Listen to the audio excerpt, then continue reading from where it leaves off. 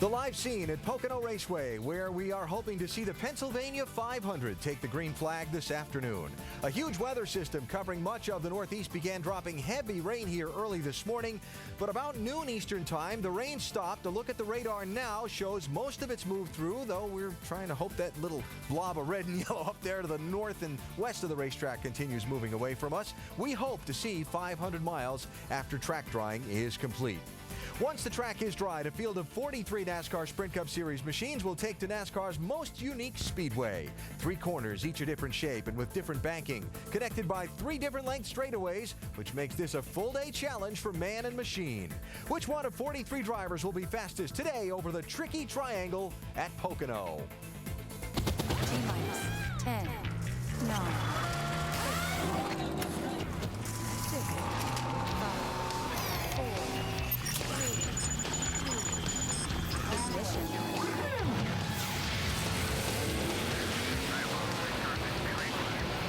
ESPN welcomes you to NASCAR Countdown.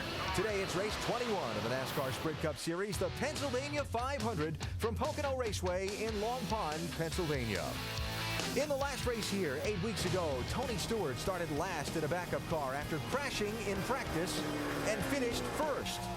Yesterday, it happened again. Stewart crashed in practice, and instead of starting on the pole, will start last in his backup car. Can he win it again? Last Sunday in Indianapolis, Juan Pablo Montoya dominated the Brickyard 400, but a speeding on pit road penalty on his final stop kept him from winning. A look back at how it went down and how Montoya is moving forward from his disappointing day. Jimmie Johnson winning at Indy for a 3rd time and pushing for a 4th consecutive championship. Amazing accomplishments that aren't necessarily being warmly received in the grandstands. Why not? We'll discuss.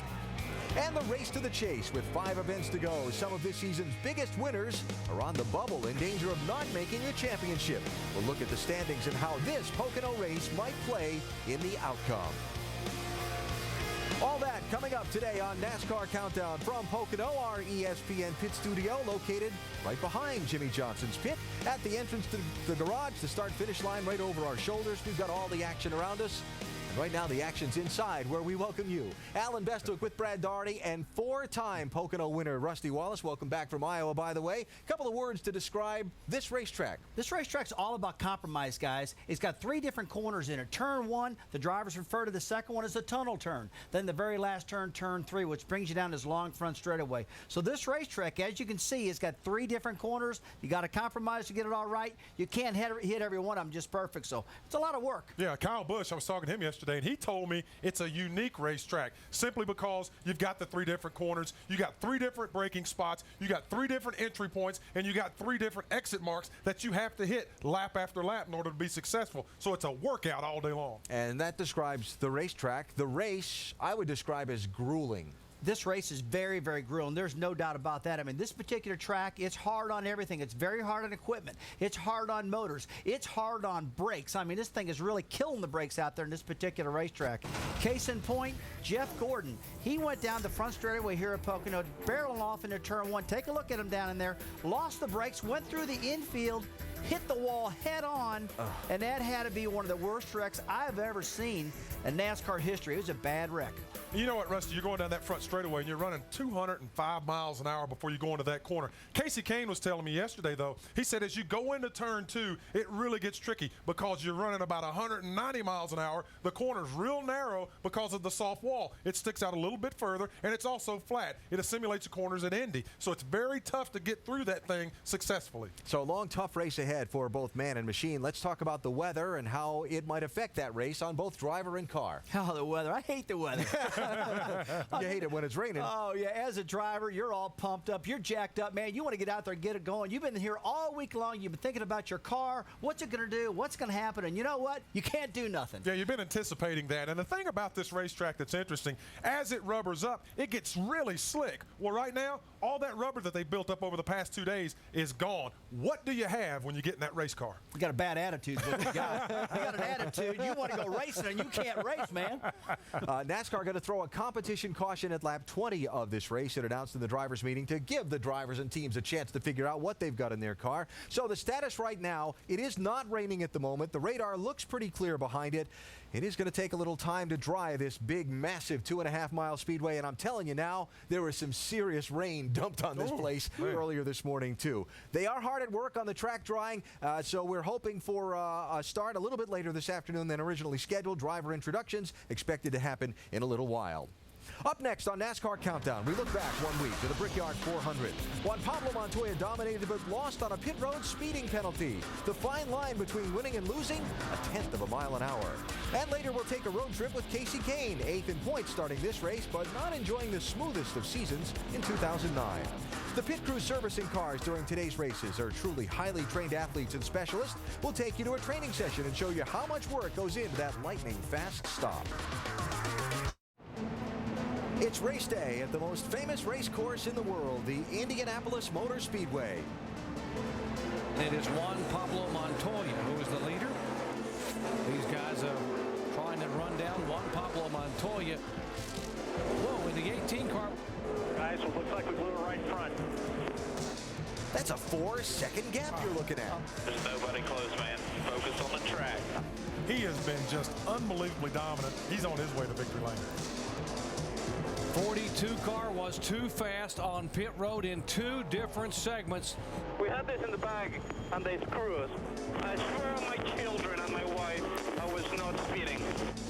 A lot of frustration inside the cockpit of that 42. Jimmy Johnson has taken the lead from Mark Martin. Here he goes. Look at Mark trying to make a move on Jimmy. One more, bud. Go get him. Jimmy Johnson becomes a 3-time winner at the Brickyard 400. Yes, boys! You are absolutely incredible. Just incredible.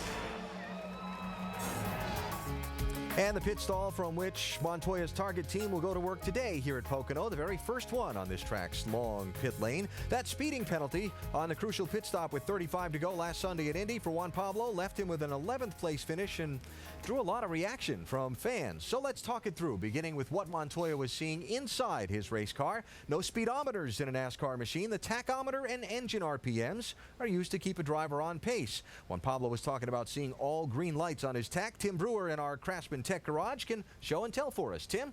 Thanks, Alan. When a driver comes on a pit road, the tachometer's already been calibrated to pit road speed. But when you see the yellow lights start coming up, when you see that last light come on, that's 55 miles an hour. Now, this is the margin NASCAR gives you. Each light represents 100 RPMs or about 1 mile an hour. And when you get up to that last light right there, that's when you have 60 miles an hour. But once you get over there, you've exceeded the 60 mile an hour limit, and anything up in that red zone, you better back it way back down here to get the average, or you're going to get a speeding ticket. All right, Tim, thank you. So that sets us to where we are from then, last Sunday till now. And boy, this was talked about a lot this week. Some of the questions people were asking and discussing. How do you let yourself get a speeding penalty when you get a 5-second lead at Indy? Who's responsible for that? And for a certain segment of fans, and even I think for Juan Pablo somewhat, whether or not this was a valid penalty call. There have been so many different opinions expressed on this that I wanted to bring all of our experts in and hear theirs. So Dale Jarrett and Andy Petrie join Rusty and Brad. DJ and Andy up in the booth where they're getting ready to call the race. First, anyone here have any reason to question whether or not this was a valid penalty? Oh, it's absolutely valid, Alan. I've been in race control. I've seen how they do it. It's absolutely black and white. Yeah, I agree 100%, Andy. I think that NASCAR implemented this. Everybody wanted something a little different than what they used to do. 100% right now. No, there's no doubt about that. When you're up in that race control and that red light comes on that computer, buddy, you're busted. You done screwed up. Yeah, the operation's clear and concise, and so, yeah, just like Rusty said, if you mess up, you know it.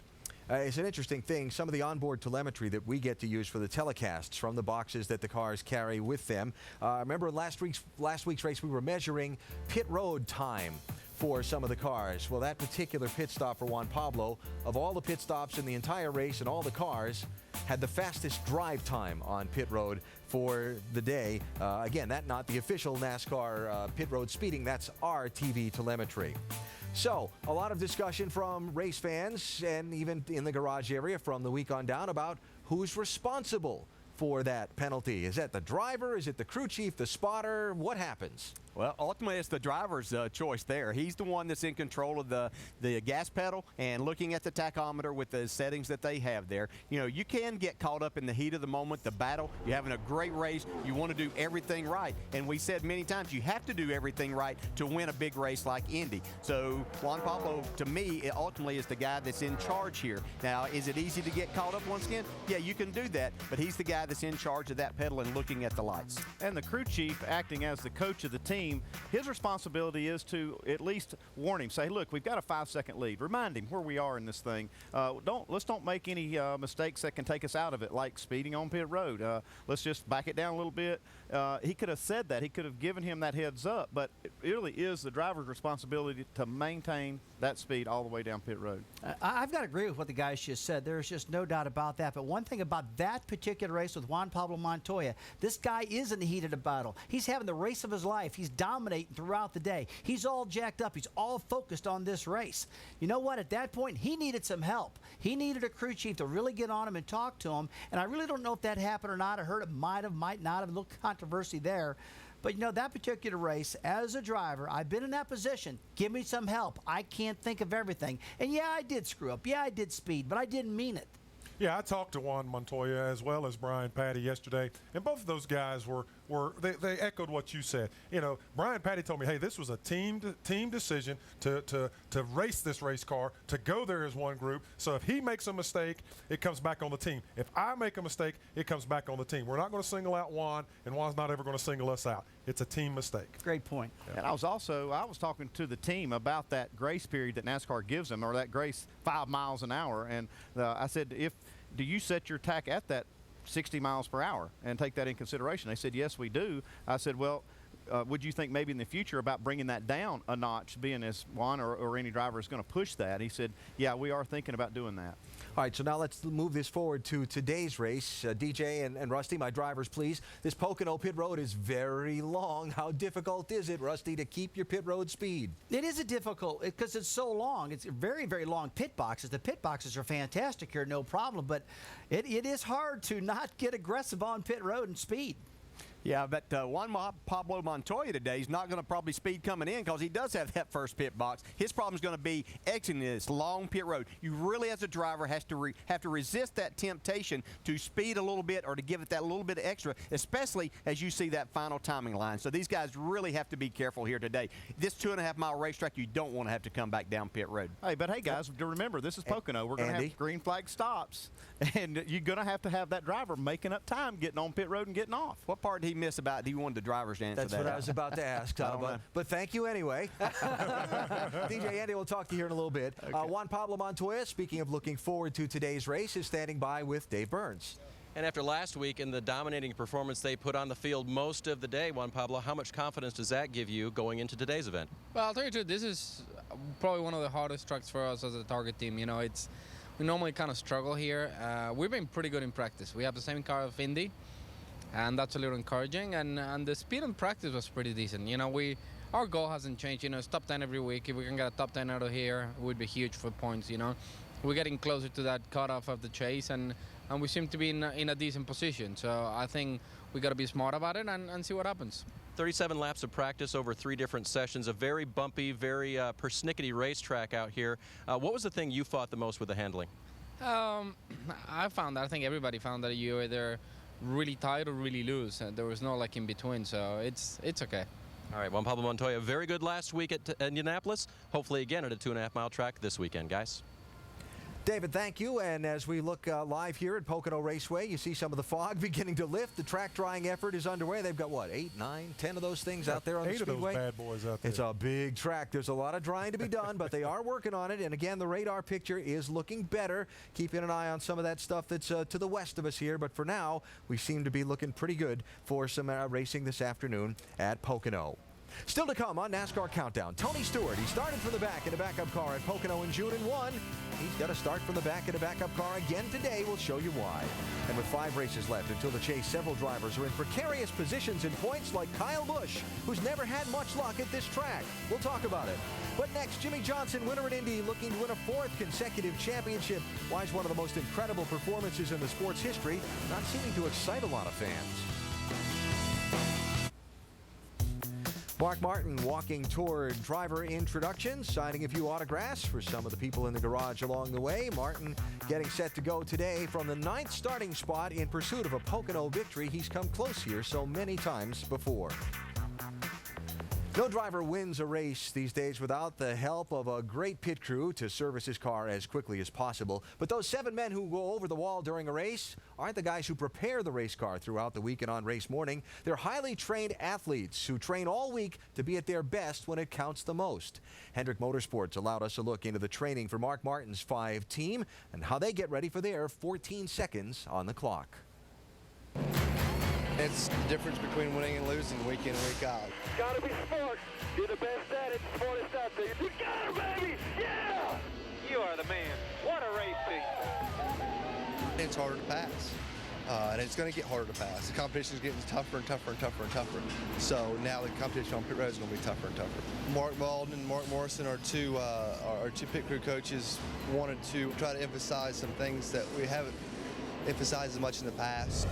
This is the moment you get to nurture your spine, so take it slowly.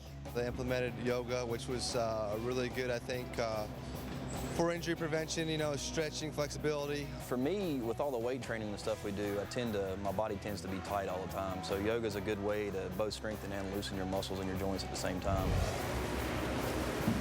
Today we're hitting some aquatic training. Our season is so long that we find that this can be very therapeutic, and if we do have some early injuries, this can definitely help. If all you do is work out and do pit stops, it becomes repetitive and you kind of get yourself in a slump. Doing these different exercises strengthens you mentally, also physically. There's a lot of team building to it, you know. If it's heat training where they're out there kind of struggling together, you know, you're just trying to make it through, and your teammates encouraging you. And heat training pretty much says it. I mean, we're right here in the middle of summer now, and these guys are wearing their fire suits. It's not as much of a shock to them Sundays when they get out there. One spot on pit road may be the difference that you needed to miss a wreck or that you needed to put yourself in position to win the race. Just trying to, you know, explore all the options we've got and do the best job we can to have the best pit crew on pit road.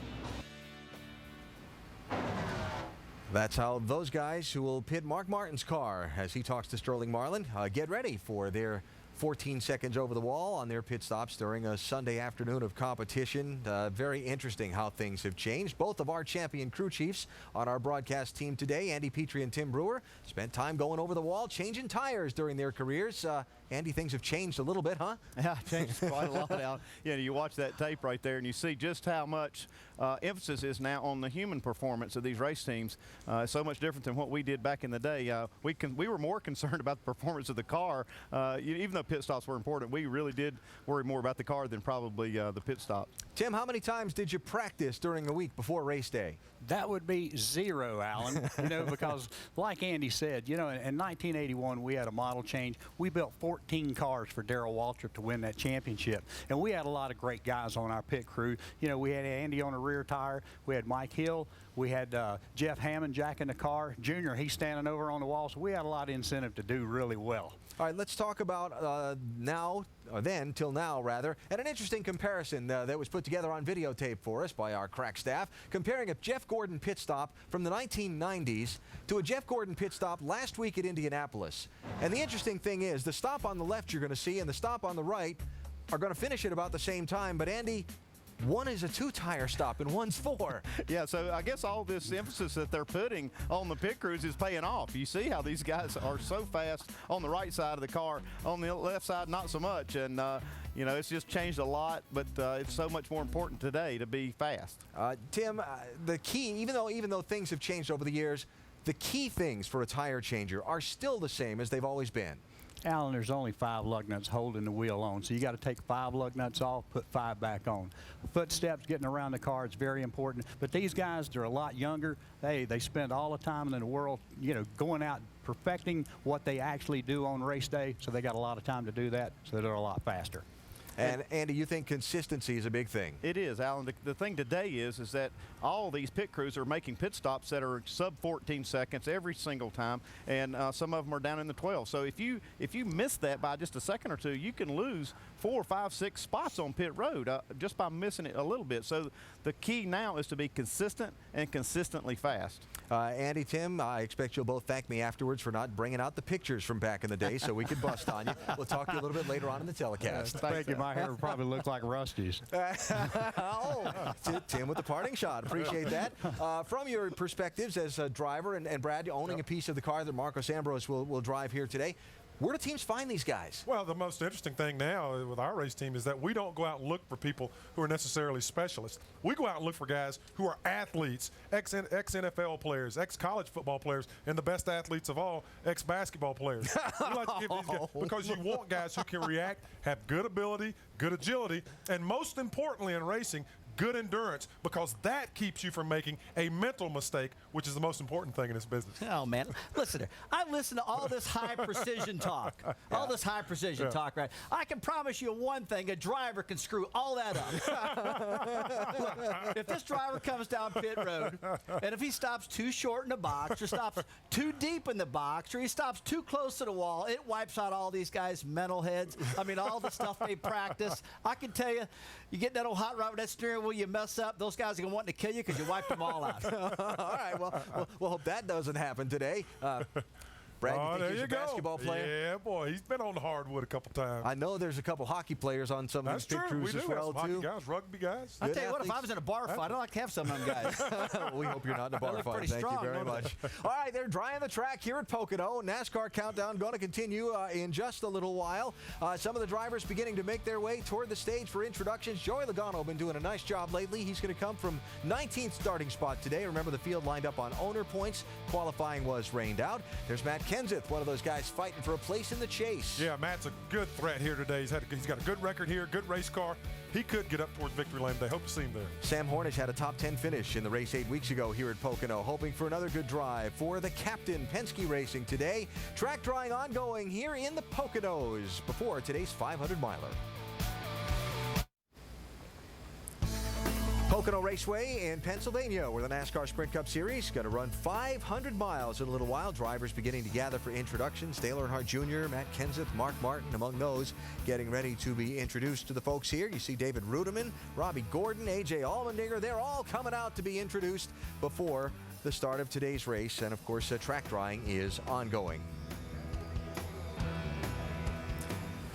So June 8th, 2008, Kasey Kahne stormed to victory lane here at Pocono Raceway in the 9 car. Started on the pole that day, led 69 laps, had to outrun Brian Vickers in the end. Took the lead for the final time with 16 laps to go. With qualifying rained out here on Friday, Kasey Kahne will line up 8th in points for this one. NASCAR Now lead reporter Marty Smith recently took a little trip with Kasey Kahne. Marty, tell us about it. Alan, when Budweiser made the decision to leave Dale Earnhardt Jr.'s number 8 car and move to Kasey Kahne's number 9, many folks wondered if it made any sense whatsoever. Kahne's image, of course, the polar opposite of Dale Jr.'s, but maybe it shouldn't be, as you'll see here in a moment. Kahne, at this point in his life, is really worried about 2 main things, and everything else is secondary. He wants fast race cars and hanging out with his buddies. Kahne, what are we doing today? We're in Mooresville, North Carolina. We're getting ready to go to Johnson City, Tennessee, to Eric Church concert. It's gonna be a fun road trip. It's gonna be a good time.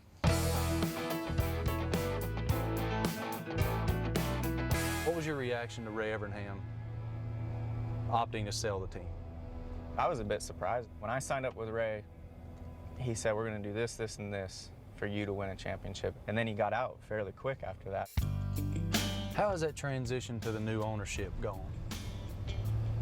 I feel like it's went all right. Fact is, you guys weren't very good at the beginning of the year. I think, I would say the biggest thing was just realizing that we were behind. On the engine side and the race car side, it wasn't happening quick enough for us to have a shot at the chase or a shot at the championship, you know, and to win races. I used the media to kind of help it get rolling, and I think it worked. So I think that's something that we definitely need to work on at RPM, is to find, that was probably our biggest issue last week, was being underpowered compared to the majority of the field. So I think we need to keep working on that for sure. I want to have an opportunity to win each week, and if everything just goes your way that day and everybody does a perfect race, you know, you're in position to win, and we're not there right now. To be outspoken at the start of this year for me was unordinary. I don't like opening my mouth and stirring things up. I don't need to be that guy, but I just felt like things weren't changing. The improbable victory for Kasey Kahne today as he takes the checkered flag here at Infineon Raceway. I think when we won Sonoma, I think it just excited everybody. You know, everybody was pretty pumped to see, you know, to see a win like that. And there's the King, Richard Petty! What was it like to get Richard Petty back in victory lane? I was, you know, really excited to see him there and to see the smile on his face, how happy he was. He was talking about it all week long. Winning at Sonoma was just another step in knowing that as a team, we can win. As a company, we can win. For me to stay where I'm at and to be at Richard Petty Motorsports, I feel like I need to be a better leader. What do you have to do to be a better leader? I have to open my mouth a little more and just talk more and to be more open about things that I see and feel. And I've, you know, not that I know everything, but I've been in it for a little while now, and I feel like I see things. You have a pretty boy image. I wouldn't say so accurate. I don't know. You know, I'm more of a guy that likes camping and snowmobiling and going to a baseball game or a football game and hanging out with friends outdoors, whatever it may be, and drinking beer and enjoying yourself. You seem like a pretty shy person, more introverted. Is it ever hard to meet girls? It's hard anymore. But they find you, don't they, Kane? Yeah. Things have changed. I still am quiet, but I'm not really shy anymore. Ladies and gentlemen, I want to be on your best behavior because Kasey Kahne tonight.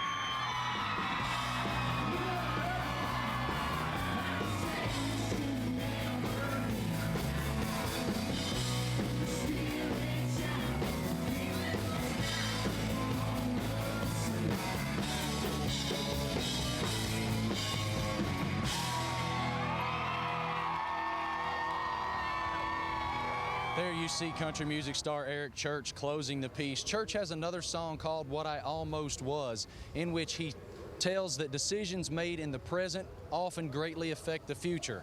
I feel certain that Kahne's decision to open his mouth and openly question Richard Petty Motorsports brass certainly affected his future. Alan? Marty, couple things. First of all, we heard some talk earlier this season when Kasey was speaking out about his contract status with the team. Where exactly is it? Well, he's signed through 2010 right now, and he's going to stay there. You know, he's much happier now. When he was openly questioning Richard Petty Motorsports, there's no question. He was not averse to discussing, you know, moving to another race team. But right now, he and Kenny Francis and that number 9 team solidly in the chase, 8th in points, and he's happy. I mean, he's continually told me he's happy now, content with where they are, and if they can stay the course, he'll stay there. This race team, Richard Petty Motorsports, has been trying to run 4 cars basically on 3 sponsorships or less with some of the Dodge cutbacks. What's the status of the team? Well, I think if you ask around, everybody seems to think they have financial troubles. There's been continual rumors that they're moving to 3 teams. There's no confirmation on that whatsoever. But it is rumored right now. You know, Elliott Sadler, they had a tumultuous offseason when Elliott Sadler was in the seat, out of the seat, replaced by A.J. Allmendinger, not replaced by A.J. Allmendinger. Then they put a 4th car on the racetrack. Right? I mean, it's been a tough year for that organization overall. And Kahne's victory at Sonoma righted the ship a bit, but there's still issues there. And I would imagine, yes, it's not as hard for him to meet girls as perhaps it once was. Marty Smith, NASCAR Now lead reporter, thanks for the time. You got it. Rusty, from a driver's perspective, one other thing, a little statistical quirk here about Kasey Kahne I wanted to put up here. Even-numbered years versus odd-numbered years. Check this out. Even-numbered years seem to be better for him for some reason. I can't explain it. They just are. Check out the number of wins, the number of top tens, and so on. I mean, it just seems to be even-numbered years are better. So maybe he could change that trend with a couple of more wins later this year. Rusty, as a driver, you ever feel the need to speak out publicly to try and light a fire under your owner? Yeah, absolutely, I have. I mean, you know me, guys. I can't keep my mouth shut sometimes. I get wide open. I get really opinionated. And every now and then, if you're all cooped up inside, man, you just got to blurt it out. And a lot of times, you end up talking to the media about it. You talk to your friends about it. And for whatever reason, you don't go right to the owner and talk to him about it. You're talking to all your buddies.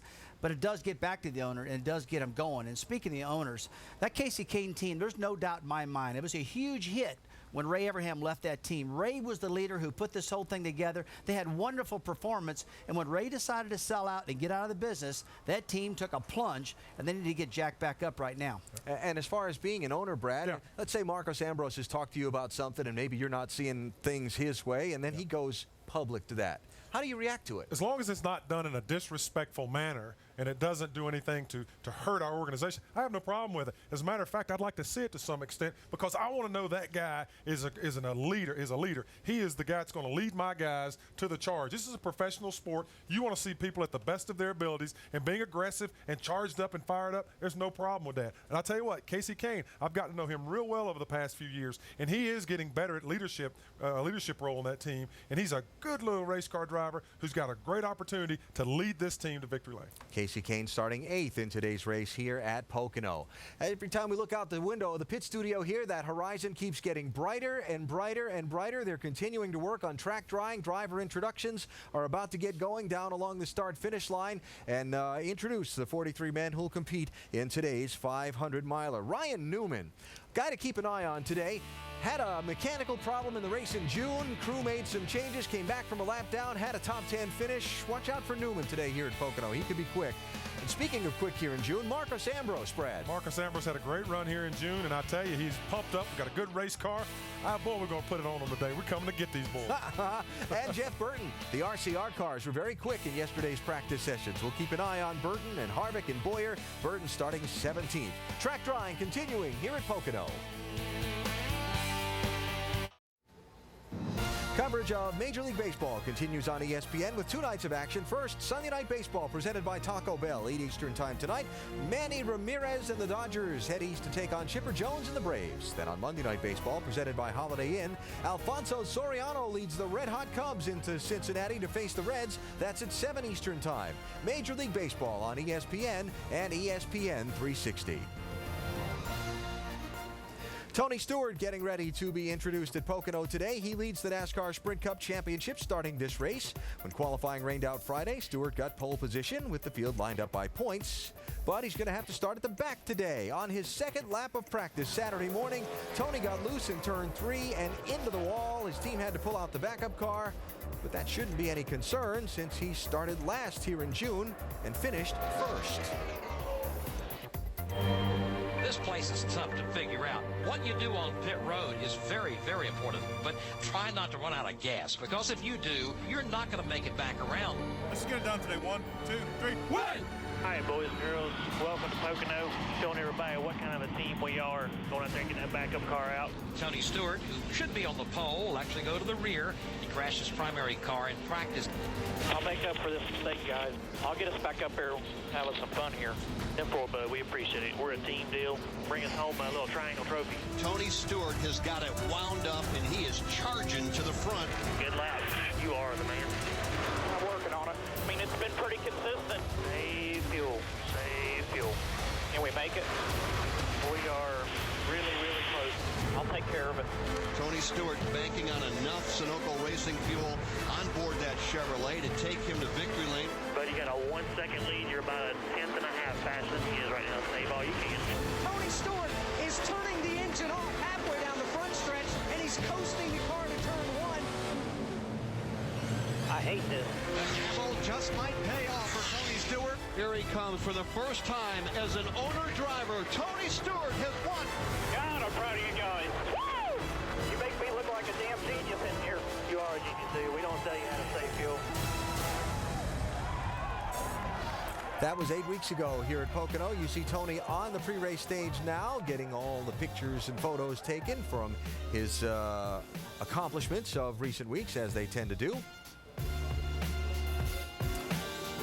Local fan club that always honors the driver who starts on the pole here, and even though it was by points, Tony gets credit for that #1 starting spot. Owner-driver wins here at Pocono. You look at the list. Petty, Kulwicki, Waltrip, Bodine, and Tony Stewart. And look at the gap between when Bodine did it in July '94 and June 2009 when Tony Stewart took the checkered flag. What Tony Stewart has accomplished this season in taking that existing race team but bringing it into a new direction has been nothing short of remarkable. He has been fantastic at assembling this team. I mean, Tony, he's a racer. There's no doubt about that. And people want to work for racers. They want to work for people who know they can win. And Tony's that type of guy. And boy, because of that, he had so many team members huddle around him wanting that job, and they did a good job picking the right guys out. The thing that makes this really remarkable is what he has done because of the size of teams now. The teams are huge. The technological advances are huge. And he's been able to get at the forefront of all this and assemble a great organization, a great compression chart of people who are all winners and all are following him towards another championship opportunity. Tony has finished being introduced and is now with Shannon Spake. That's right, Tony Stewart just walking off the stage. You know, we just saw some highlights from the Pocono race last season and the communication between you and Darian Grubb, your crew chief. So much trust at such an early stage. How would you describe the relationship between you two? It's been a pretty easy transition. It's you know, that was probably the one thing that I know we were all worried about was just how soon was it going to take for Darian and I to click, and he's done an awesome job. He's easy to work with. I've always been lucky to have great crew chiefs in my careers, and he's definitely ranks at the top of the list with these guys. He's just done a great job. He, you know, he knows how to keep me calm during the day, but you know, we just got that trust in each other, and that's, you know, that's from working with guys like Greg Zipadelli and Larry Howard and guys in the past, Bobby East, guys that Glenn Nibel, guys that you work with that you trust and you have that comfort, and you get to this level, you learn how to work with guys, and you know, Darren's just fallen right into place. I mean, he's made it real easy for us. Obviously, you guys proved that you can get from the back to the front when you were here in June, but as far as the green racetrack, we've seen that cause you some problems in practice. How do you approach the first couple laps of this race? Well, I don't think it'll matter today. I mean, when we get it started, it's probably still going to be overcast, so it'll be cool, and you know, by the time we get around there, we're not going to be the first car to get to each section of the racetrack, so by the time we get there, there's going to be a little bit of rubber down already. So you know, we've got to be cautious at the beginning and not you know, get ourselves in a position like I did yesterday. It was my fault. It was driver error, and you know, I'll make sure to not make that mistake again today. Well, Tony Stewart got to the front in June, and fans, watch for him do it again today. Dave? Shannon, Carl Edwards lost that duel without fuel in June, but not by much. You won this race last year on a premonition that you thought it would restart. So how do you balance out things today? How can the 99 car do? You know, I think this 99 Aflac Ford Fusion is really good. We weren't super fast on the first couple laps, but after a few laps, we were pretty good. The thing is, you know, whether or not this track's going to dry. You know, so I think once it dries, which it looks like it's not going to rain again, and if it does dry out, we'll probably have a green racetrack. They've got a caution at lap 20, so you know, we'll get a chance to adjust on it early. But I just love racing here. It's been a really good track for me, and you know, we've got a little more of a cushion in the points now, so if it comes down to fuel mileage, I could be maybe a little more aggressive. He's one of the guys that can be aggressive. 5th place in the championship right now, Alan. David, thank you. There are just 5 races until Richmond when the Chase Field for the Sprint Cup gets set. The top 12 in points then get to compete for the championship while the rest have to wait till next year. Things are tight as we look at the bubble. The points the guys inside the top 12 are ahead of 13th is key, and the points the guys outside the top 12 are behind 12th. That's the number to watch. 7th place Ryan Newman, only 145 ahead of 13th. 16th place Clint Boyer, only 151 behind 12th. A lot of good drivers and teams competing for a few spots in the standings. Now, Kyle Busch has won 3 races this year. He'd be seated 3rd in the chase if he were in the top 12. But after having trouble early at Indianapolis in that accident at lap 57, relegating him to a 38th place finish, Kyle this week finds himself on the outside of the chase looking in, then at a track where he's never had a lot of luck. Yeah, certainly an unusual position for Kyle Busch. He was #1 in the points at this time a year ago, and as Alan said, 14th right now. How do you balance your desire to win races, as everybody does, with the need to maybe do a little points racing here to get back in the top 12? Well, I mean, if you could win races, then ultimately that's the best scenario. You get the maximum points. But, you know, the guys here on the M&M's Camry this week have brought a great race car. It's a brand new car to the racetrack, and we unloaded. We were really good, and we made some changes. We kind of went backwards a little bit, and then you know, started happy hour yesterday. We were decent, and then we sort of went backwards a little bit. So we're not sure if it's just the track warming up, the rubber getting down, or what. But you know, hopefully we can have a good race here today, and you know, just get a solid finish. We haven't had many here. I've only had one, I think, a top 4, but you know, it's time to get back to regular ways of getting some good solid finishes. What makes this track difficult? Is it something that you struggle with, the team struggles to put its arms around? Well, I mean, I think it could be a driver and a car struggle both, you know. I mean, for me, you know, my first year here, I was pretty decent. I ran an ARCA car here and was really good at that, sat on the pole, had a shot to win the race, and then the Cup car, we were really good. We ran 4th. The second race here, we were running 4th, had a wheel bearing fail on us. So, you know, it's just driver to car. You got to have a good handling race car for yourself on how you drive this place. And you know, maybe I've attacked it a little bit differently than some other drivers have, and that's just trying to get you know, if you can get a car that'll go the way you want it to, then you'll be better than everybody else. But, you know, for me, maybe just taking a step back and, you know, getting into the corners a little bit easier, or trying to attack this place just a little bit different, you know, talking to my brother and talking to some other drivers that, you know, I got a little bit better here in practice, seemed to be finding some rhythm to this place. Yeah, Kyle Busch looking to have a good day today. And Alan, by my count, this is his 6th race in the last 9 days. When you count the truck races, the Nationwide, the Cup, even a late model race he ran last Monday. This guy is busy, and he loves to be in that race car, and most importantly, loves to be up front. And he's usually fast when he's in those race cars, Vince, that's for sure. Russ, do you ever have a track that just gave you fits? Oh, yeah, I've had many racetracks that just drove me completely crazy. Darlington, South Carolina, every time I went there, I had a problem. Talladega, every time I went there, it seemed like I crashed. It was just, you have that. It's just the way it is. So for Kyle Busch, how does he approach this race today? You just heard his comments at a place that he hasn't had the best of luck at. I spoke to Kyle early yesterday, and they were really struggling with the race car. And he said, well, all he's going to do is go out, be patient, take it one lap at a time, try to advance his race car and put himself in position to win. But I also spoke to Steve Addington, and I asked him, I said, Steve, how much pressure are you feeling to get Kyle Busch into the chase? He looked me dead in the eye. He says, I'm feeling a lot of pressure. Yeah. We got a great race car driver and a great race car. There's no reason we shouldn't be in the chase. Kyle Busch, patient? How's Kyle Busch going to be patient? You guys tell me that. Got to be. We'll find out, that's for sure. Now, that's one of the guys that's barely outside of the top 12. What about the guys who are barely in? Mark Martin, 4 wins this season. He'd be leading the chase reseed at this point. Remember, after Richmond, the drivers are reseeded for that 10-race run to the championship based on number of wins and that kind of thing. Well, Mark could be reseeded, but he's just 110 points inside the bubble. How does he approach this race? He's going to have to keep doing what he's been doing to get him here.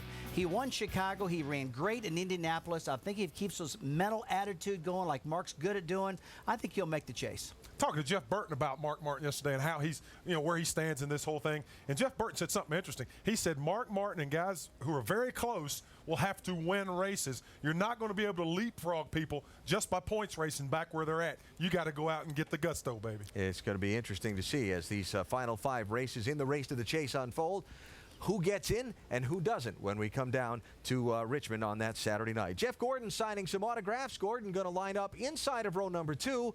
But when Tony Stewart drops to the back of the pack on the pace laps, that's the guy who's going to lead the field to the green flag when track drawing is completed. There's Dale Jr. getting set to take the flag from 22nd starting spot today.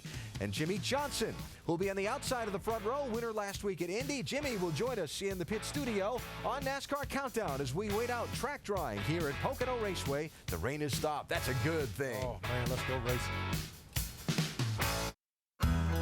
Just touted a couple of Philadelphia doctors, Dr. Joe Mattioli, a dentist, and his wife, Dr. Rose Mattioli, a podiatrist, decide to build a racetrack in the middle of the Pocono Mountains. By accident, of course.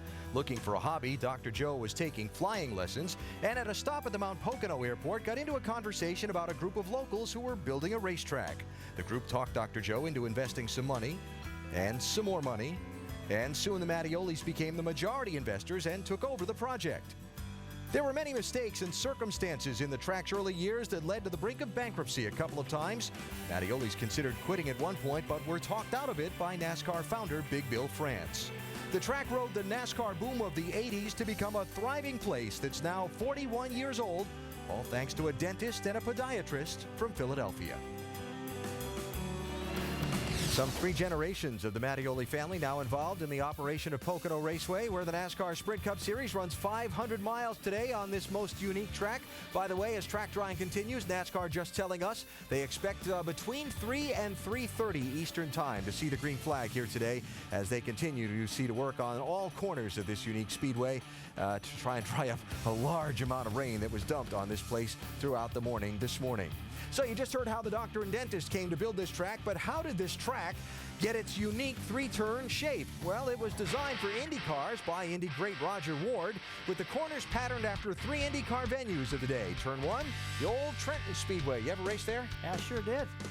So that's what Turn 1 was patterned after. Turn 2, of course, the Brickyard, the 9-degree banking at Indianapolis. Then Turn 3, the flat corners of the Milwaukee Mile. That's my favorite corner right there. I like that one. Leading onto this very long front straightaway, the longest in all of NASCAR. So that's how the corners came to be designed and shaped the way they were. Some highlights from this track's long history. The first Sprint Cup race was 1974 here. Who else? The King, Richard Petty, won it.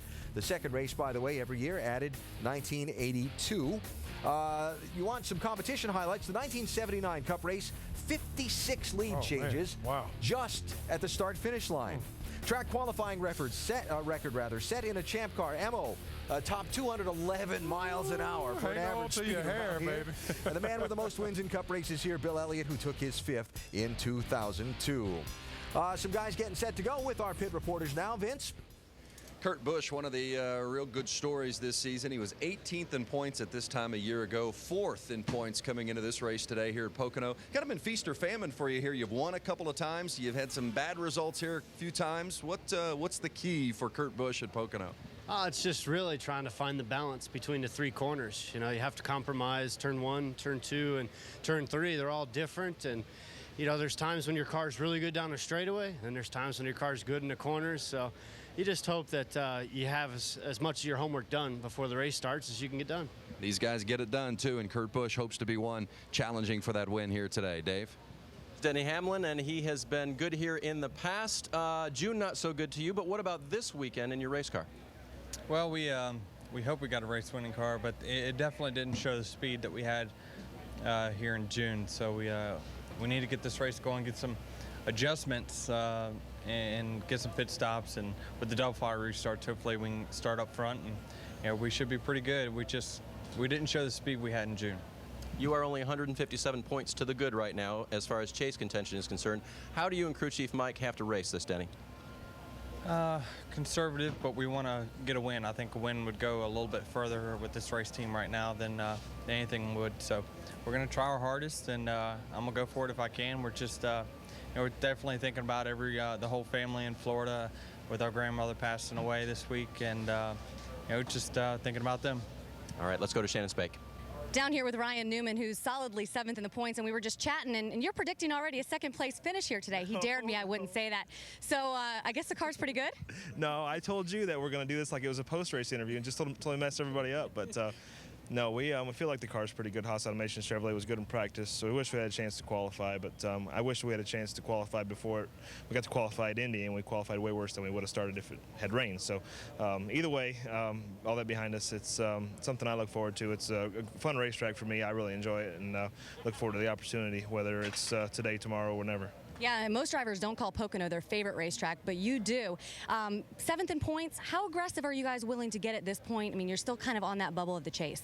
Well, we have to be aggressive, and we've been aggressive to get to this point, but you also have to keep in mind where you're at and who's behind you and what's around you, and just, you know, play it safe at the same time you are being aggressive. So it sounds very contradicting, but with strategy, there's so many options, and you have to consider them all, and Tony Gibson and the guys do a good job of that. All right, Ryan Newman said this is one of his favorite tracks, predicting a good run here today for the 39 team. Alan? A little post-race interview, pre-race, why not? We'll see if Ryan Newman winds up 2nd here today. Never know, could get that first win of 2009. So they've finished driver introductions. They are continuing on as scheduled with the pre-race ceremony, even though there's there's a lot of track drying work left to do. They're telling us it's going to be another hour to hour and a half before we'll be completely clear and ready to race. Good news is, though, the radar behind this racetrack off to the west and southwest looks clear, and we should be good for 500 miles at Pocono this afternoon. And let's go trackside now for today's opening ceremony.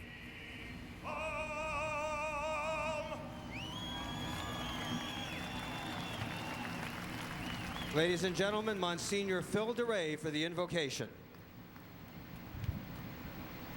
Let us pray. Lord God, we thank you for your blessings of this day. Bless all of our armed forces gathered here at the Raceway. Bless our men and women throughout the world. We pray for a safe and good race. We pray especially for all our families gathered here. May the Lord bless you and keep you, make his face shine upon you, be gracious to you, and give you his peace. Amen.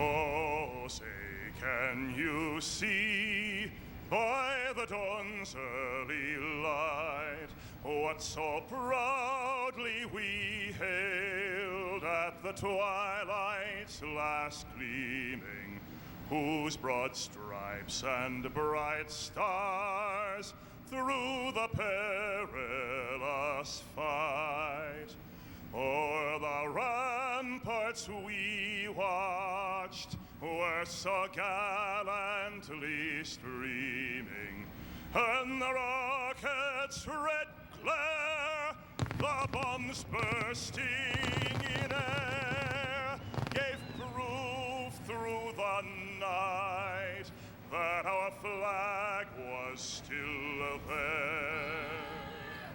Oh, say does that star-spangled banner yet wave o'er the land of the free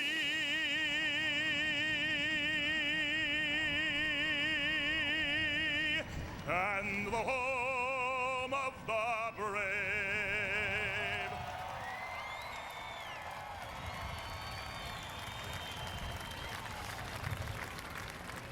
So with the opening ceremony concluded, what's left now is for the track drying to be wrapped up. They are working on it as hard as they can, and we hope to see a full 500 miles here at Pocono today.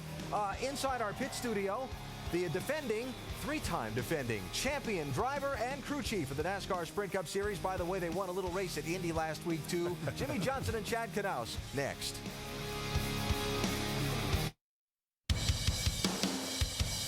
Less than 12 laps to go. Here comes Jimmie Johnson. Johnson to the front in the 48. Checkered flag is in the air. Jimmie Johnson wins at Indianapolis. This stop could win or lose it all. Anybody got him? Up, guys. Nice call. Jimmie Johnson becomes a two-time winner at the Brickyard. Mark Martin looks like he will choose the inside line here, and what could be the final restart. Jimmie Johnson has taken the lead from Mark Martin. Jimmie Johnson becomes a three-time winner at the Brickyard 400. Good job. Drove the wheels off that thing, baby. Thank you, boss. You're the best man out there, man. Thank you so much.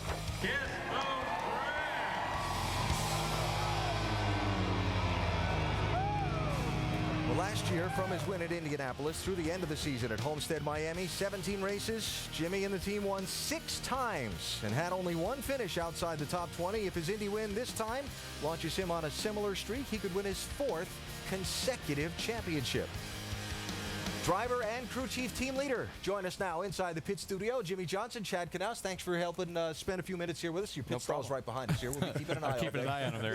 Yes, plenty of way to keep it on. I know you've moved on to this week already, but just a minute. Congratulations, a 3rd win at Indy. Wow.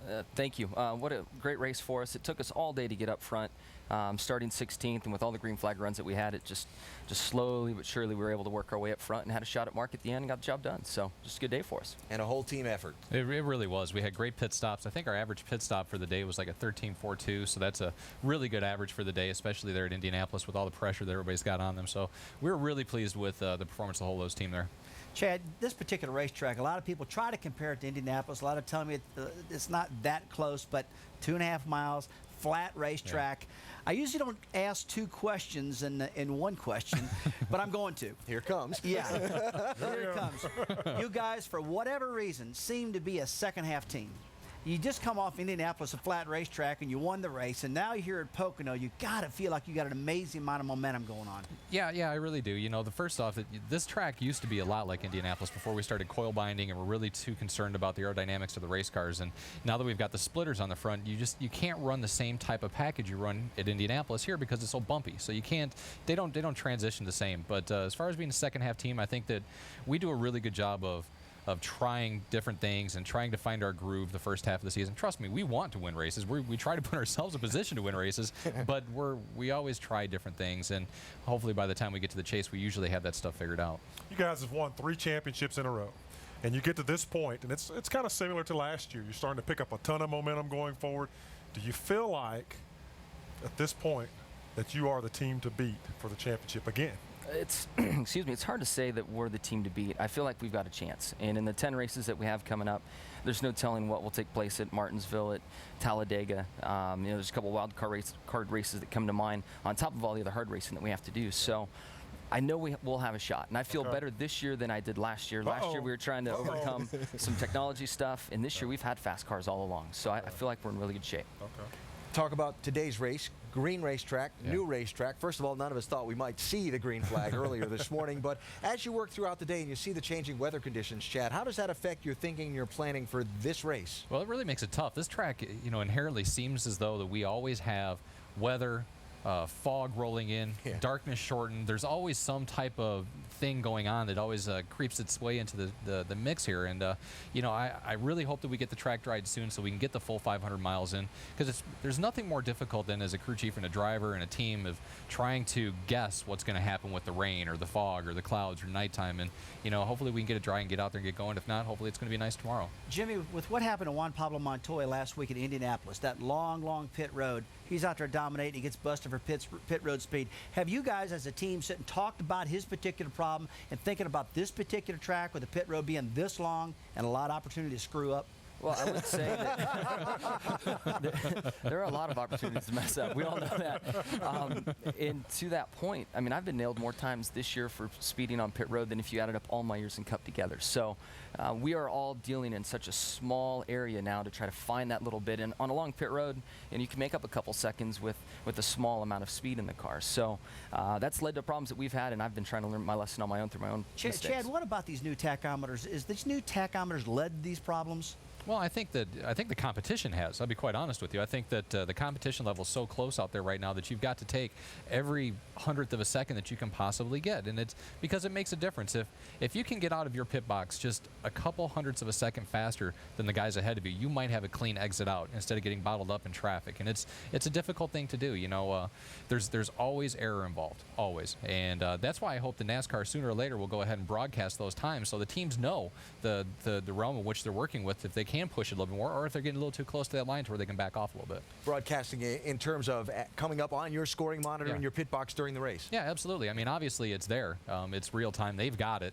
Just like how timing and scoring used to only be for NASCAR, and then all of a sudden it came down and the teams were able to have access to it. So sooner or later, I hope that we get that, and I hope it's sooner than later. Interesting.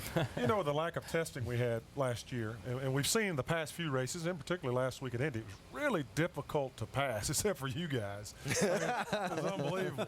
But are you finding the race cars are they getting better? Are they getting more competitive? Are they getting more racy? It seems like there's a lot of aero tightness behind one another, I think the teams are getting stronger. That distance and gap between a given team and from the fast guy to the 20th place guy, that's just getting tighter.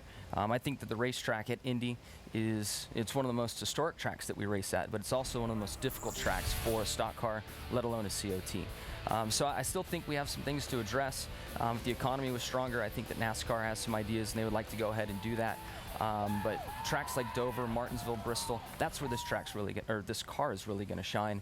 And Indy's just a tough place for us to pass. So you're getting ready for 500 miles here when we do go green and they finish drying the track.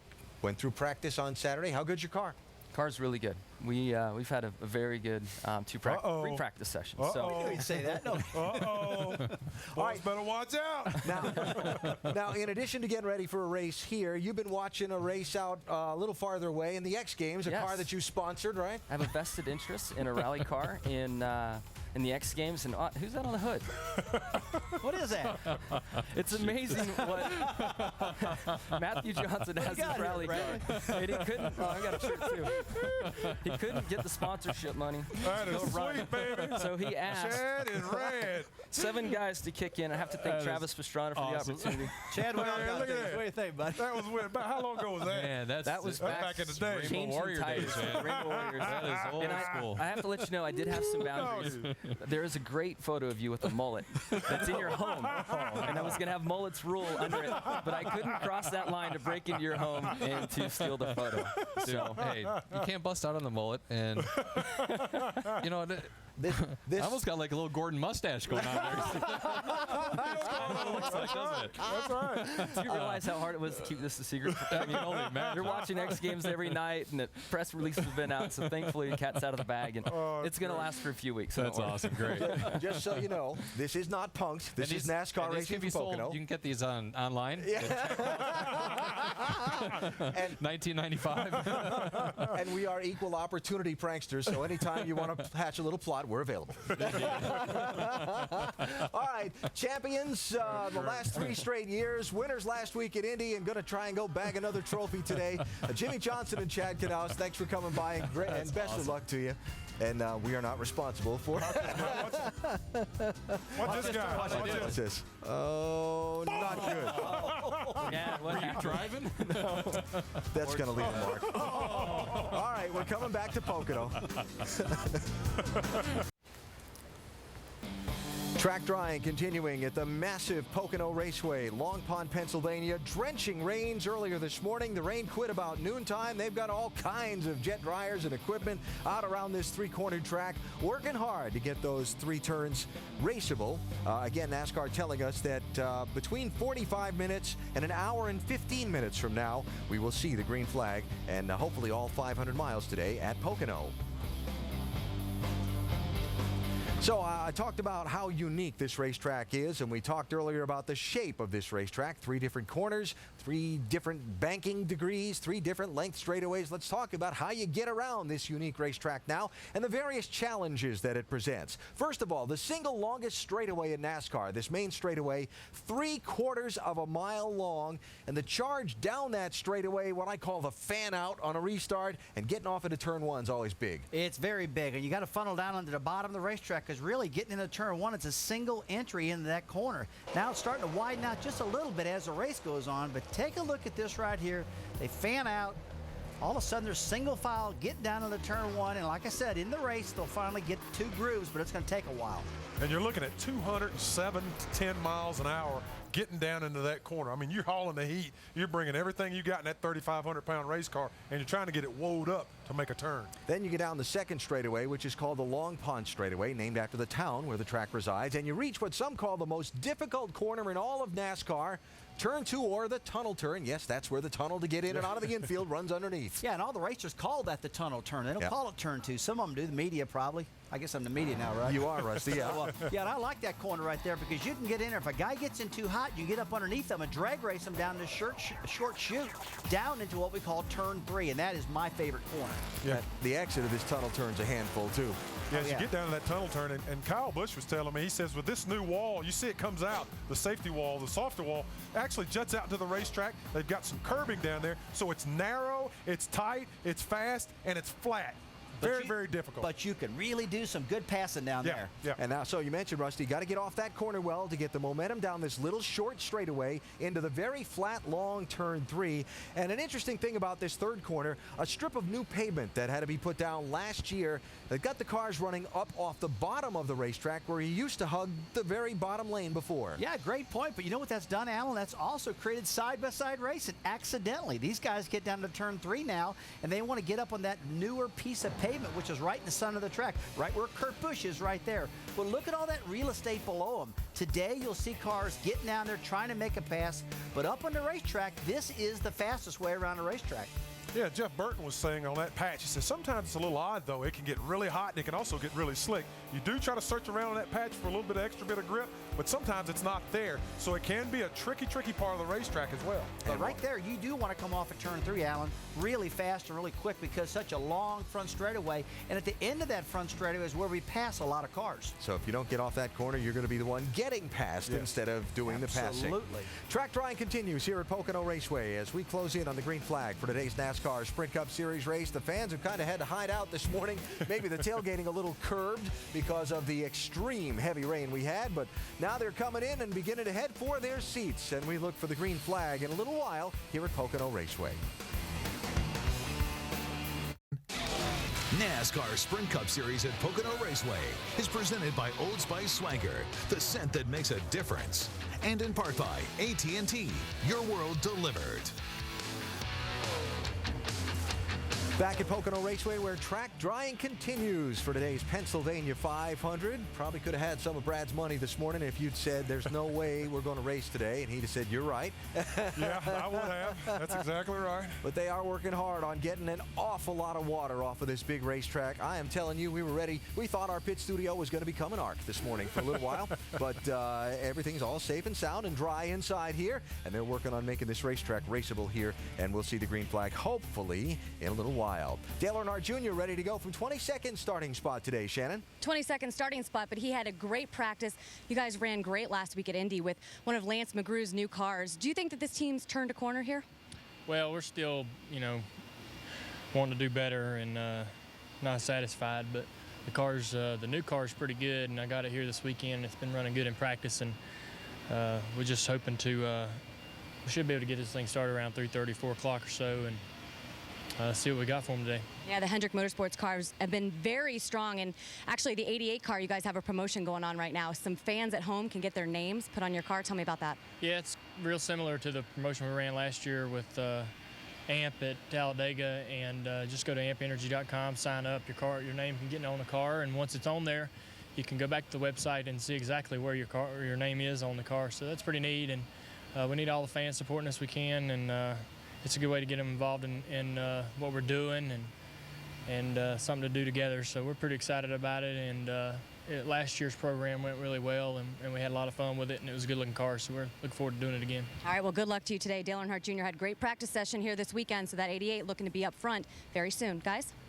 All right, Shannon, thanks. So Junior and the other drivers hanging out, waiting for the word to go climb aboard their cars when track drying is complete here at Pocono today. Last week's race at Indianapolis was much discussed for several reasons, one being the speeding penalty that Juan Pablo Montoya got, one being Jimmy Johnson comes from behind and wins again, and one being, frankly, the lack of passing that we saw in that race at Indianapolis. There were some people who criticized this new car that NASCAR has been using now for a couple of years and saying that it really hasn't cured the aero tight problem, the problem of being behind another car and not being able to aerodynamically have enough downforce to pull out behind him and pass. You heard Jimmy Johnson, Chad Knaus just talking about Jimmy in particular, saying there's some things NASCAR would like to do, but because of the economy and sponsorships being tight, that maybe they would be holding back for the moment. Open your thoughts to if you were making that call. What would you do? If I was making a call, the very first thing I'd do would probably be a very simple thing. I'd probably go to these cars and take about 50 or 75 pounds of lead that's in the right-hand side of these cars and simply just put it in the left-hand side. These cars are notoriously have a lot of body roll. They beat up right-side tires. The guys put big sway bars. They really alter the chassis to try to make it run flat. Because of that, I don't think that really helps the passing. I think what they need to do is get some more left-side weight so the things corner better, and when they corner better, they will run faster to be easier to drive. You know, one of the things we talk about with my crew chief, Frank Kerr, and some of the guys and the engineers back with our race team, is if we could have some type of opening in the air dam to create a little bit more downforce on that nose, I think you'd see better racing, along with some of the things, the implementations of weight distribution that Rusty's talking about. Just a few of those things. They're not major, just minor, but the car is not bad. It's getting better, but we'd like to see them be able to get up on someone, get a run on someone, and be a little more racy side by side. And again, as many people as there are in the garage area, there are opinions on this matter. As many people as there are on the broadcast, there are opinions on this matter. Doc, DJ, and Andy are upstairs in the booth. I'll bet there's some opinions there. We indeed have some. Let me get our experts to weigh in on that. What about, first of all, what Rusty was talking about, guys, putting the weight from the right to the left? That would help some. Yeah, it would help, but I think it's a little bit difficult because this car is so heavy to start with. The way you build it, NASCAR's put a lot of rules on these guys, and you can't lighten up a lot of these components. The chassis itself, a lot of things here that make this car heavier, just inherently heavier. And so you can't, I don't think it's quite as simple as moving the weight over. Although the teams have made a lot of headway in starting to get there, they probably can maybe move some of that. I don't know that I totally agree with that. That is probably the biggest problem. Really, my opinion is that the car is so big. I mean, this car is big. It's a lot, and it's safer. That's why they did it. They made it bigger so it'd be safer. But it's so big, it's pushing such a big hole in the air, and they don't let you travel it as much. They've limited how much you travel it, so that holds the car higher. You're making a lot more wake with this car, and just watch this race today.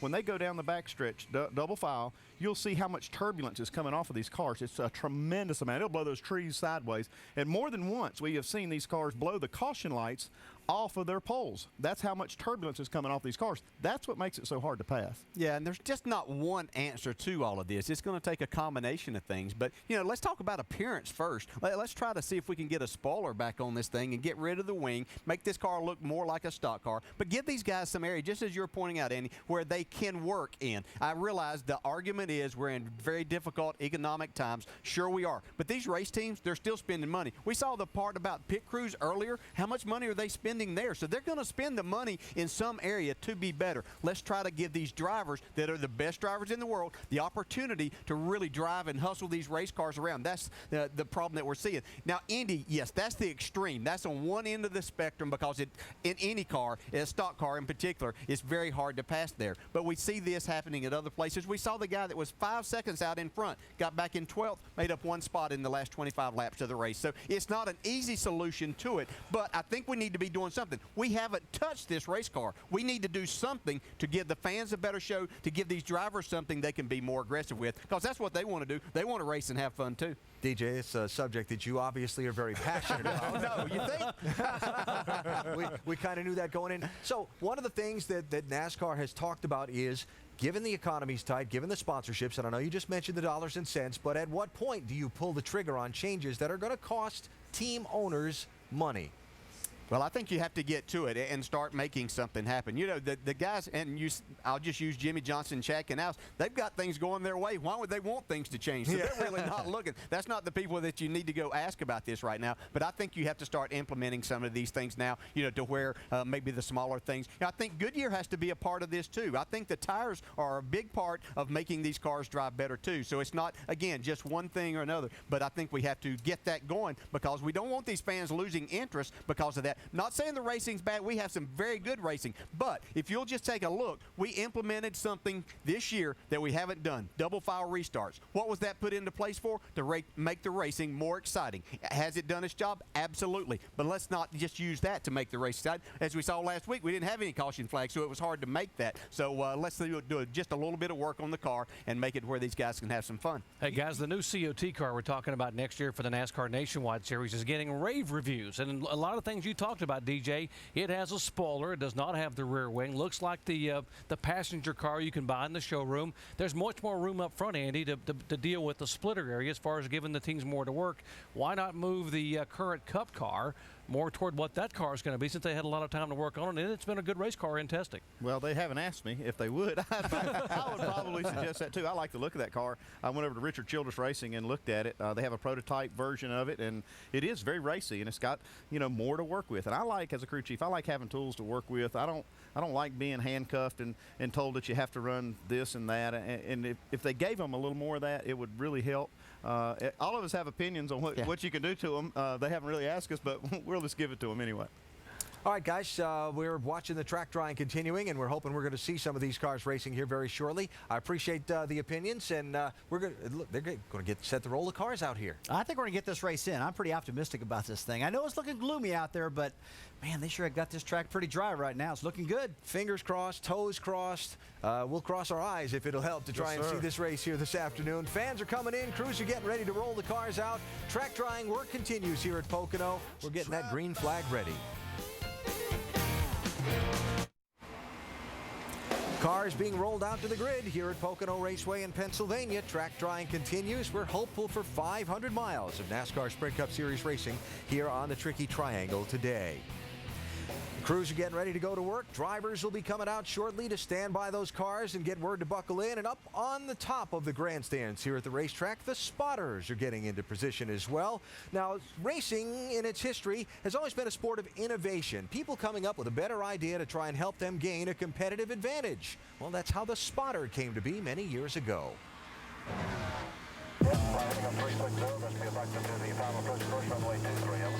I was flying my own little airplane and talking on the airplane radio. I'm talking to some guy that's 200 or 300 miles away. I was pretty impressed with how good that communication was. In the early days of NASCAR, there were a lot of situations where there'd be a crash. People wouldn't see it in time. And so I said, well, I'll get a CB radio. I made a unit that sat in the car that had 2 speakers on it, and I just turned the volume way up. Hard to hear, and which was really poor. A fella from Motorola came to me and said, I can make you radios that'll work better than that. 4 laps, 5. And that was so good, I could talk to them all the way around the racetrack. At Riverside, we had a crash there, and my spotter told me to go out in the infield, and I did, and several cars behind me got in the problem, and I went on and won the race.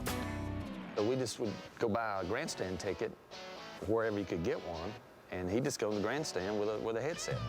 NASCAR was giving tickets for your spotter to be in the stands somewhere, and which grew to get on top of the building. You pretty much put your life in their hands, and you got to trust them. At the speed we run, when they tell you you're clear, you got to trust them. You just got to trust them and go. Go low, all the way low. There you go. Come on, dig hard. I know. What's he doing? We left you a lane. We're racing before. You're not supposed to be racing yet. You're supposed to be the tail end of the longest line. We're real competitive on the roof as far as the spotters go. Sometimes I think we think we're driving the cars. If I'm clear to 0 to the corner, TJ, the best spotters don't call it, okay? My job is to keep him out of trouble and help get the best finish we can get. Come low, stay in the gas, go back up. Fine, when you get off there, if you can drive it. Drive it? You gotta be kidding me, TJ. I can't tell, man. Mile away. Talladega and Daytona are the 2 diciest places for a spotter. I mean, I get ulcers thinking about, going there. You never let up. 99 and 09's on the outside. That's it. You guys are pulling away. The tighter you are, the more you'll pull. Stay right with them. They're getting a little bit of run. You might be able to use them to win this thing. Coming to the checkers. Don't go below the yellow. Got to crash it. Won the race. Damn, what a wreck on me. Cut me off. Did I really just win this race? You're damn right you did. I am the leader. Checker flag is out. Trying to bump you. There you go. Second right here in front of you. Stay low. Watch this 18. Nice and easy up on the racetrack. Great job there, driving that thing through the grass. So I just turned left, went to the grass, and I guess Tony won the race. Did an awesome job there, Tony.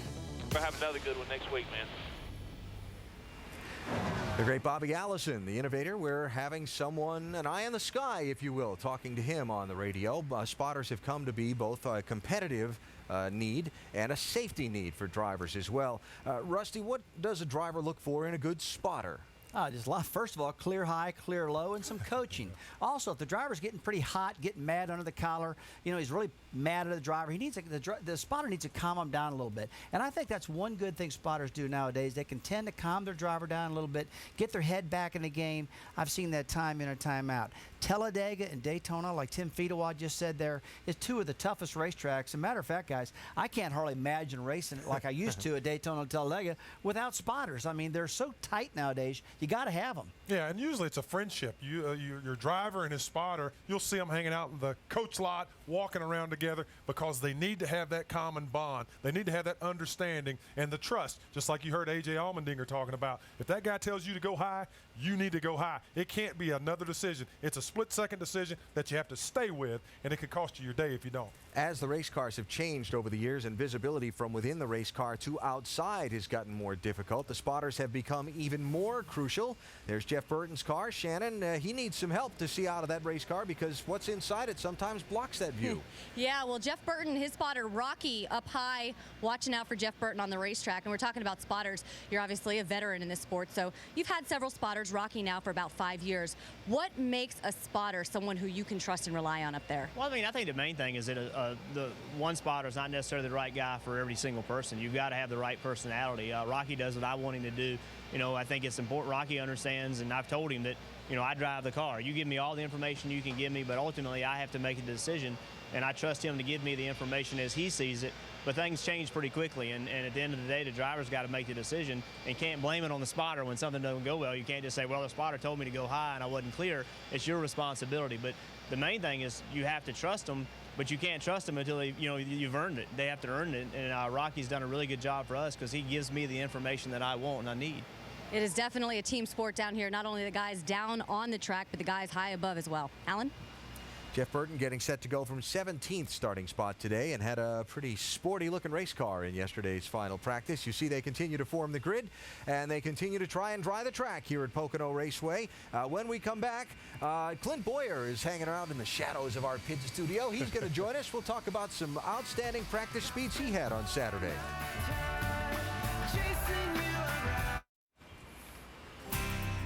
Track drying work continues here at Pocono Raceway, the NASCAR Sprint Cup Series presented by Old Spice today on ESPN from the tricky triangle where, man, they are working hard to get a tremendous amount of water that dumped down on this racetrack this morning dried up. NASCAR President Mike Helton, Vice President of Competition Robin Pemberton inside that Ford pickup, along with Hoss Berry, one of the safety officials, driving around to get a look at some of the tougher spots to get dried out on this racetrack. It was a beautiful Saturday here at Pocono when they held final practice, and Clint Boyer, who joins us now in the ESPN pit studio, looked like he had a really good car. Hot rod was good. You know, it's a lot of work went into that. It wasn't very good the day before. We really struggled, and I was actually glad to let it rain, regroup, and come back, let the guys do what they do, and brought a lot better piece. And you know, I'm excited. Hartford Chevrolet, like you said, we had good speed, but Mother Nature's kind of thrown us for a loop here. It's just having plenty of adjustability built into the race car, be ready for whatever's in store for us. Hey, Clint, this bumpy racetrack right now, a lot of drivers are talking about how bumpy it is, and it's a flat racetrack. Is this probably one of the hardest tracks you go to try to get around, especially because it's so flat? It really is, and with this bump stop package, we have the splitters and trying to keep that off the track and trying to keep the most aero gain as possible. It plays a huge role on our engineers, and a lot of work goes into trying to keep it off the racetrack but get it down there as close as you can. That's hard to do when you're bouncing up and down, but I like old racetracks. I like slipping and sliding around. I want the sun to come out and be hot and slick and slippery. I seem to reach back and get some of my dirt skills and run a little bit better when the conditions are that way. Clint, watched you guys this year, you and Jeff Burton and Kevin Harvick, and it seems like you guys at RCR have struggled throughout the season. Can you put a finger on, like, you know, what's causing some of the issues? Well, I mean, we're slow. I'm a racer. I'm going to tell you how it is. But yeah, you know, the guy, we have great people. Yeah. You know, and they're not going to allow that to happen. You know, we've worked hard. I feel like in the last few races, we've brought a lot better equipment to the racetrack, and that's due to everybody's hard work. Richard pushing everybody to be better and not settling for second best. I mean, he's never been that way. The racer in him won't allow that, and you know, he's forced everybody to look at their program, step it up, and encourage in that, man. And I feel like the last few races, Chicago, we had a really good run. Didn't get the best finish, but Indy, we had good speed.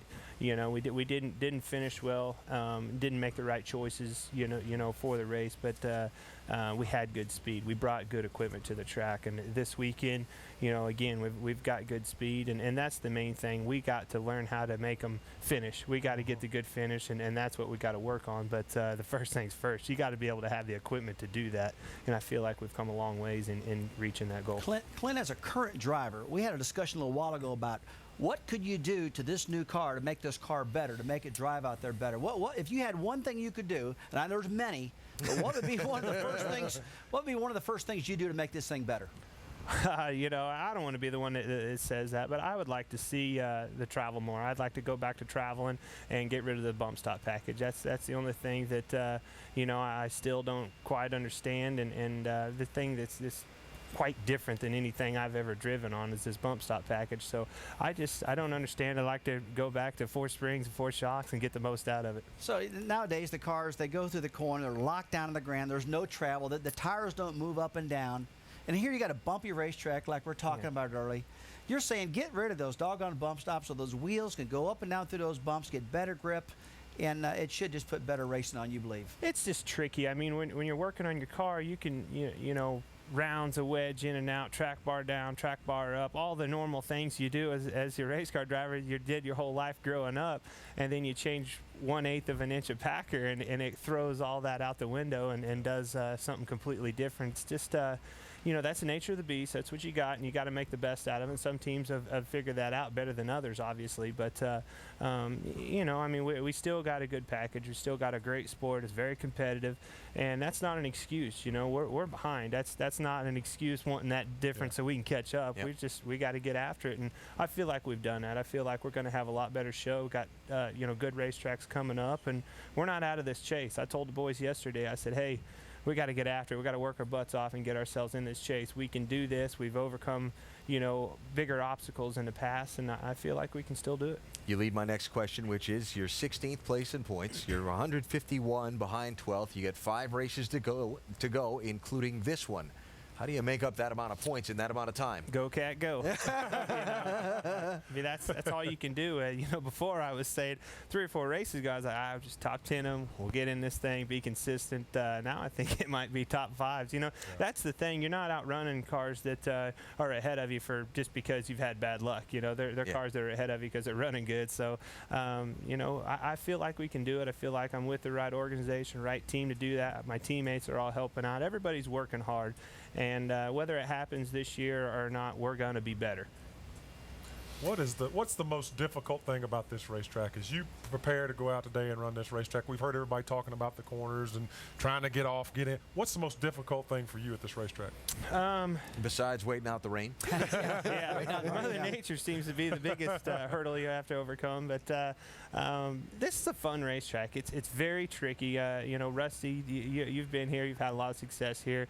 It's kind of like Bristol. If you go there with an open mindset, have fun out there doing what you do, you're going to run good. If you get here and you don't like being here and everything's bad, you're going to run bad, you know. So it's all in what you put into it is what you're going to get out of it. But turn 3, you know, you got to be good off the big straightaways. You know, you got to be able to accelerate and be able to pass down the straightaways. And, you know, getting through turn 1 and turn 3 are the key corners. Do you find nowadays, we've talked a lot about compromise at this racetrack, turn 1, the tunnel turn, turn 3. I know when I was driving, people say, which corner are you setting up for us? What are you talking about, man? I'm not setting up for one corner. I'm setting up for all of them. That's right. But they say since it's so different, you got to pick one. I never have. Do you? Well, see, I'm an old school racer. I grew up racing dirt, and you know, if your car, if it turns good in 1 and 2, it's going to turn better in 3 and 4. You know, and until you get that thing turning, you're going to struggle. And I'm the same way. You know, when I'm tight here, I'm going to be tight all the way around, and when I'm too loose, I can't go in any of them. So, you know, you got to find that balance, and you got to be able to compensate in all of them. And the guys that are fast here, it's not like they're dominant in turn 3 and are horrible in 1 and 2. They're dominant everywhere. What's your favorite corner? Well, hang on here. Come on, Russell. what's his favorite corner, though? Hang on a second here, because we've got to take a break. We're going to go sell something, right? We've got to take a break. Okay. Well, you want to get paid this week? Oh, yeah. All right, then we're going to take a break. I need more coffee, man. We'll come back and we'll talk to Clint Boyer about that in just a minute. Okay. We're waiting out the rain delay here at Pocono. They're working on some of the weepers in the corner. We'll go pay Rusty's salary here and come back in just a minute. I like talking. Don't you, Brad? Absolutely. Let's talk. Pocono Raceway, where the NASCAR Sprint Cup Series is set to run 500 miles. Today, our coverage presented by Old Spice. We have been delayed by some heavy rains that fell this morning that leave the track drying effort struggling to soak up some very difficult weepers in a couple spots on the racetrack. Just a huge amount of rain fell here earlier today. And some more good news. By way of full disclosure, there's the current radar picture, or it was a second ago as it updates, but there's a little cell that's closing in on the area of the racetrack. We hope it steers left. or right or something, but anything but come back over this racetrack, and it continues to stay dry here, and they can get that dried up out in the corners. Clint Boyer hanging here with us in the pit studio. Talk with Clint Moore in just a minute. Rusty will get a chance to ask his question. But I already forgot it. That's okay. I'll remind you. But first, let's go talk to a couple of guys who are standing by with our reporters. David Ruderman got a race win on a rainy day. Remember, they at Charlotte, the 600 rained out Sunday night. They ran it on Monday, Memorial Day, and David was out in front when the checkered flag was forced by a heavy rainstorm. Maybe another rainy day could mean another trophy for Mr. Ruderman, who ran extremely well here in June, Jamie. Well, Alan, he was just watching that video, and he goes, look at that blistering pace I set as I crossed the checkered flag. Does that video ever get old to you? No, it's one thing to never get old, even though we weren't running very fast when it ever happened. It's good to, that was a really good day. So you're probably keeping your fingers crossed that this thing gets rained out today and goes to the next day, because it seems to work in your favor. Yeah, I mean, it did that day anyway, but I think I'm like most people. I just want to get it in today and try to get things over with and get this race in and get it out of here. But, I don't know. I mean, you can only fight so much. The guys are fighting real hard out there trying to get the place dry, and it's just, it is what it is. We just have to kind of wait it out. A lot of people looking at you going, David Ruderman, 13th right now. You could be a chase contender, especially after this race. 68 points outside of the top 12. How are you looking at the race now? Do you change things up and kind of gamble a little bit, or do you stick to the plan? I don't think we can change a whole lot from what we've been doing all year, and that's just kind of one race at a time anyway. So our approach has kind of been the same. You can't buy in. I mean, the chase is very important, but if you start changing things that have been working for you all year, sometimes you're not going to like what you have on the other end. So Rodney Childers and the guys have been bringing me great Airstream machines all years long, and the pressure's on. But I think if we can just do our jobs just a little bit better than we have been doing, I think when the cutoff comes, we'll be in good shape. What a difference a year makes. 27th 1 year ago, 13th right now. Let's go over to Dave Burns. Oh, Jamie and Greg Biffle and I were laughing here because explain to me, what's the worst part about rain delays? Who does too much thinking? Well, my crew chief gets time to think too long, and he comes up with wild ideas sometimes. But no, we were just joking about it. It's it gives us time to think about stuff that we'd do or could do and maybe shouldn't do. So we'll see what happens. I want to ask you this question just because you manufacture a lot of things. You like to fabricate things. Lies sometimes, but sure. Mostly with metal and things like that. How would you fix a weeper? Because there are going to be issues here on the track that we'll have to deal with eventually, and you got water coming out of asphalt. How do we fix that? I'm not real sure. I'm sure it's hydraulic pressure probably getting the water to come up because it's rained so much. I'm not an engineer, but I'm sure 3M probably makes something that could fix it.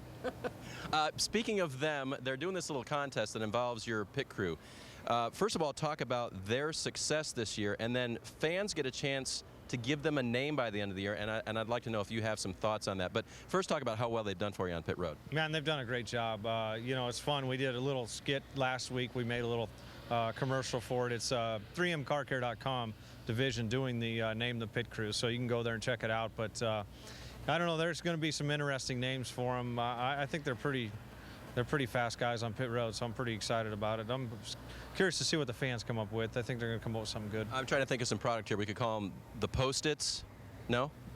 Yeah, Post-it note guys, or that's kind of dull. I don't know. I thought of some good ones, but I don't know if they're G-rated for the for the TV or not. Not airable. Okay, when we get this race started, Greg Biffle will start 11th. Jamie? Vince, sorry. Oh, thanks a lot. Standing here with Kevin Harvick. Had a good run at the Brickyard last week and hoping to continue that momentum here at Pocono. And it's been good for your team, Ron Hornaday. Your truck driver won again. Was that 5 in a row he's won? Yeah, he's won 5 in a row.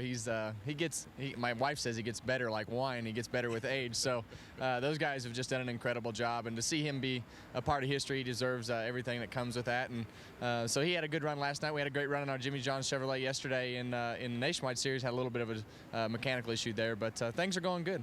And speaking of momentum, coming off your good finish at the Brickyard, as I noted, you had a good day at practice yesterday, second quick. What kind of car do you have for Pocono here today? Yeah, our Shell Pennzoil Chevrolet has been fast. Last week it was really good. We just fought a little bit of a track position issue there in the middle of the race, and we're able to pass and make ground and able to go towards the front. So the car's been really good since we unloaded it here. The car's really been good for about the last month.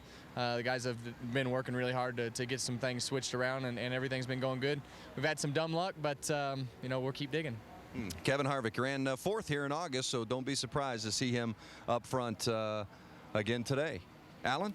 The 29 car lined up in 23rd position for today's 500-miler at Pocono. Kevin's Richard Childress Racing teammate Clint Boyer is with us in the studio. There are NASCAR's Mike Helton on the right, Robin Pemberton on the left, out looking at the track with some of the Speedway officials, trying to figure out what they've got to do to get this place raceable as quickly as possible for today's 500-miler. That was a real nice sponsor slide there by Biffle a minute ago. Can you do that with your sponsor? Just really nicely. You can go and get Hartford insurance and be safe getting to the racetrack. There you go. What was your question? All right. We've been This will be talking good. about Montoya all week long, about this pit road thing. And I'm going to ask you this question, then I'm going to quit talking about it. I'm tired of talking about this pit road thing, but there's a confusion about how people set their tax, what they do. Some guys say they do it at the shop. Some guys follow the pace car.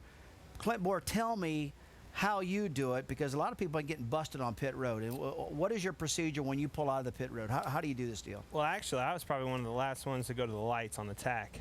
You know, I was always just going off of, 4,200, looking at the dial, and I always played a little bit safe. I'm never, back when you were just going off of the needle on attack, I would be off that a little bit.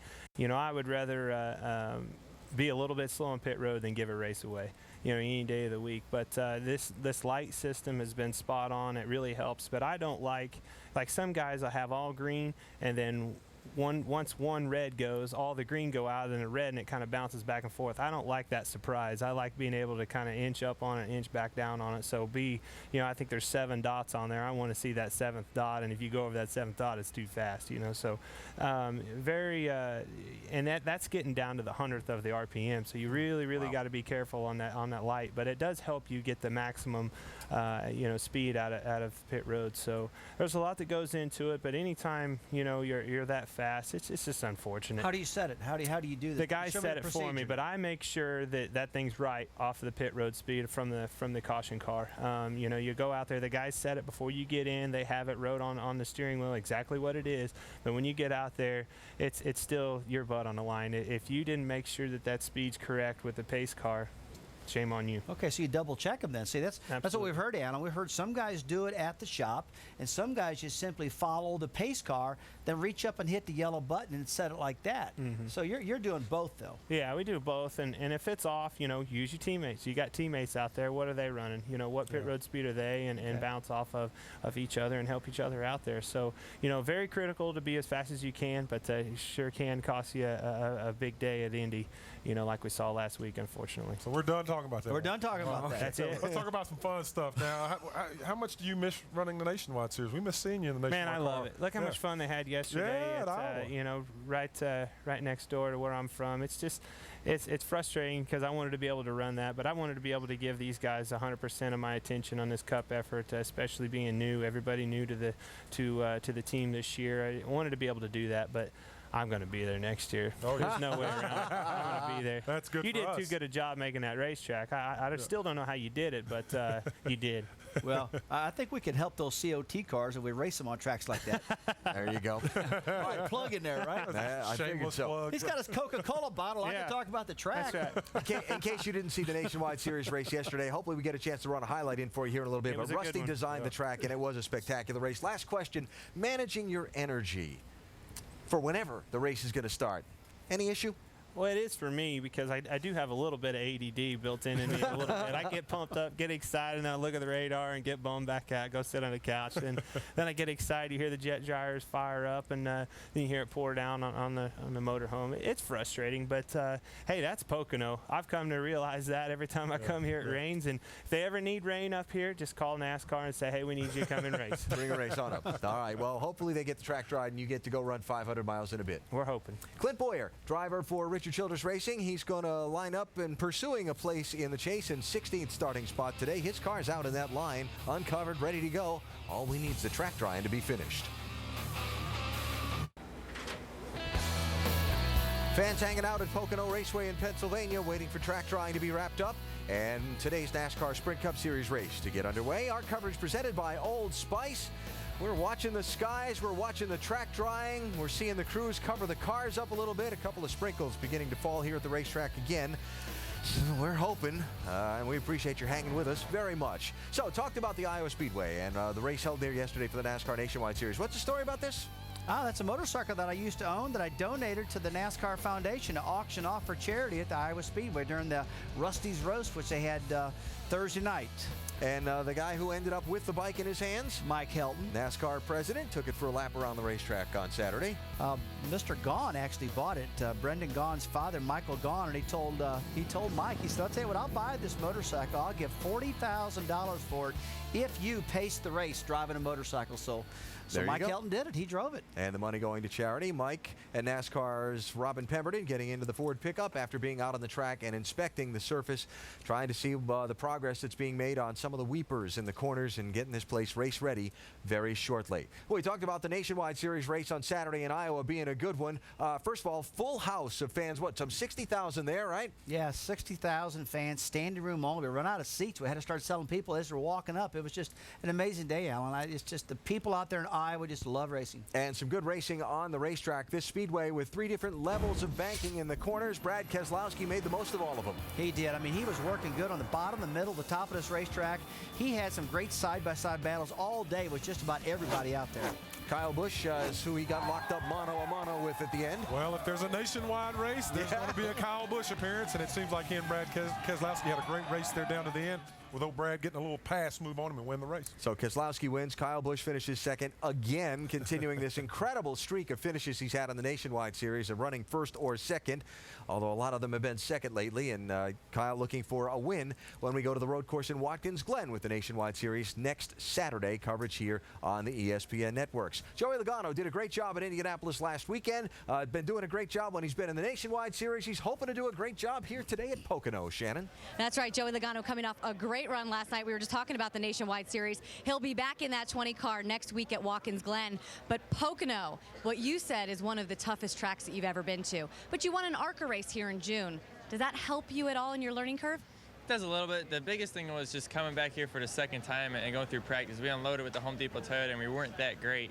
And just knowing when you go out there and able to talk to Zippy and know what you want, know where you're going, know what you ended with, the last race here, and able to keep working on towards that way. So that was really the biggest thing. Practice went 10 times smoother than it did the first time here, so that was huge. And we know how important fan support can be. I know you have one of your biggest fans here with you this weekend. Yeah, Erica's here. She came up here for the race here at Pocono. So hopefully it dries up and she gets to see some race, and it looks like we're getting close. So hopefully we get there. Any concern about this track being so green for you guys, especially with you being a greener driver here at Pocono? Greener driver. A younger, newer driver, second start. Yeah, I mean, it's the same for everybody. So what are you supposed to do? I let Zippy and those guys worry about that stuff. I know we got a competition caution coming our way, so they'll see how our tires are, and I'm sure everything's going to be okay. All right, good luck to you today. Jamie? And Brian Vickers, we're standing here, and I hate to say it, but there are sprinkles coming down outside still. But Brian, last week, the sunshine on you. 5th, that was tied for your best finish of the year. You said that Indy and here at Pocono are your strong points. What makes them your strong point? It's a great question. If I could figure it out, I'd apply it to everywhere. Indy was a great race for us. We wanted to run better. We had the car capable of doing it. Unfortunately, the last run, we had a towel malfunction in the left rear. It wasn't that we ran over anything. There was something to do with the sidewall, and we had a leaker going, slow leak. It definitely hurt our chances at a win, but we still had a great run. I think we have a really good car here today. We were better on Friday when the sun was behind the clouds than we were yesterday when the sun was out. So if we do get the rain in, that should be a good sign for us today. You guys find yourself in a good position right now. 15th, 6 races to go before the chase cutoff. How much, honestly, are you thinking about that? This would be huge for you, for Toyota, for Red Bull. I'm definitely thinking about it a lot. I try not to think about it too much in the moment. When we're here at the racetrack, when I'm on the racetrack racing, the most important race in any championship is your next race. And that's how I've really tried to approach the situation. But I've got to be honest with you, when I go home after the race, I'm definitely looking at the points and seeing where we stack up. I mean, we've definitely got a shot at it. Being in the chase would mean a lot to us this year. We still want to chase down that elusive victory, but being in the chase would mean a lot. He has it on his mind, but right now, racing is on his mind, and he will roll off 15th when we get this thing underway. Dave? Well, A.J. Allmendinger has had a good year in the sense that they've made all the races, including the 5 he had to qualify for at the beginning of the year, and then had something decent going here at Pocono until the hypermiling didn't quite work out. Have you improved that fuel mileage thing, and can it aid you this weekend?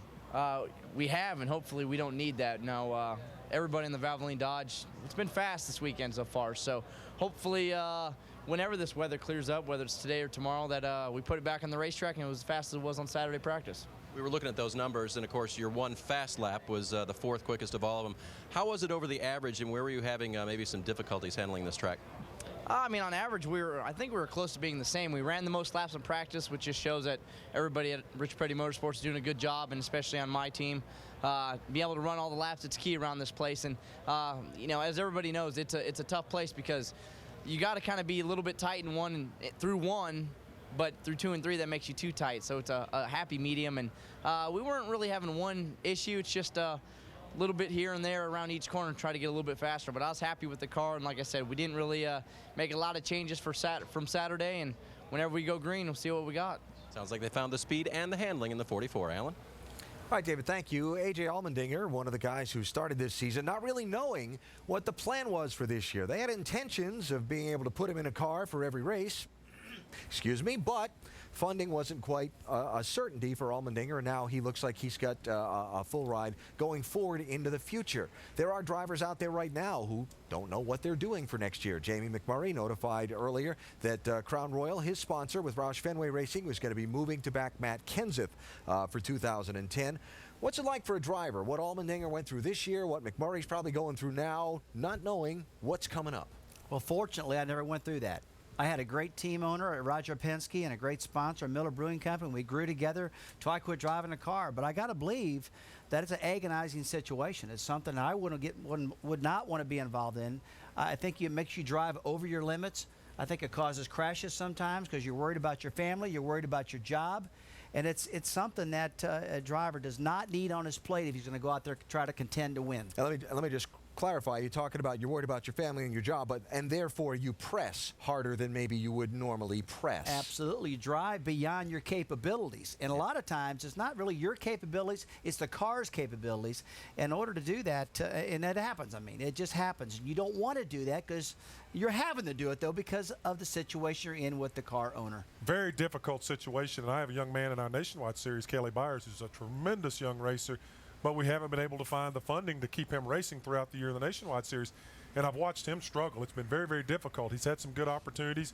Kevin Harvick's given him a couple of good rides, and he's done very well. But still, nothing has come of that. And it's very, very tough on Kelly. He's a young guy, and you can see him losing confidence. And just same thing with A.J. Allmendinger. You know, it is difficult to be at the top of your profession and not know from day to day what your situation is. I think it definitely hurts your abilities to perform.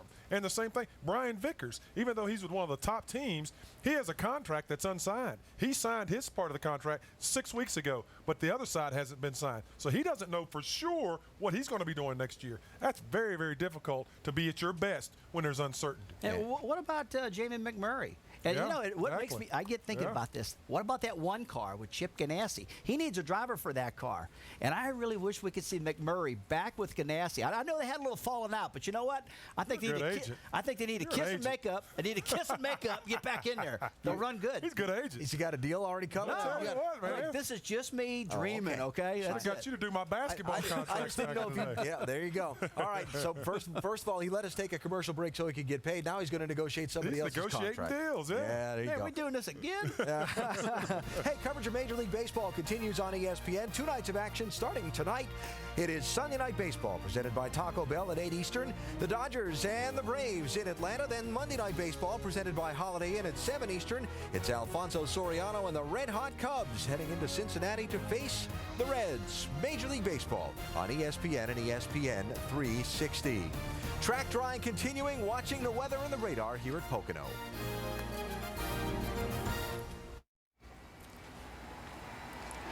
The live scene at Pocono Raceway, Long Pond, Pennsylvania, NASCAR Sprint Cup Series racing presented on ESPN by Old Spice. We have been rain delayed now for about a little over an hour from the scheduled green flag time. The cars sit covered up on pit road. They continue to try and dry the track. This was basically how the day unfolded. It poured this morning. Starting about 8 o'clock in the morning, it poured heavy at times. We were afraid Brad was going to float away for a little bit. There's a look at the radar earlier today. A lot of water dumped on this racetrack. Stopped raining about noon Eastern time. The fog moved in for a little while, but then blew back away. They've had the jet drying equipment out on the racetrack since about noontime, trying to dry this giant speedway out.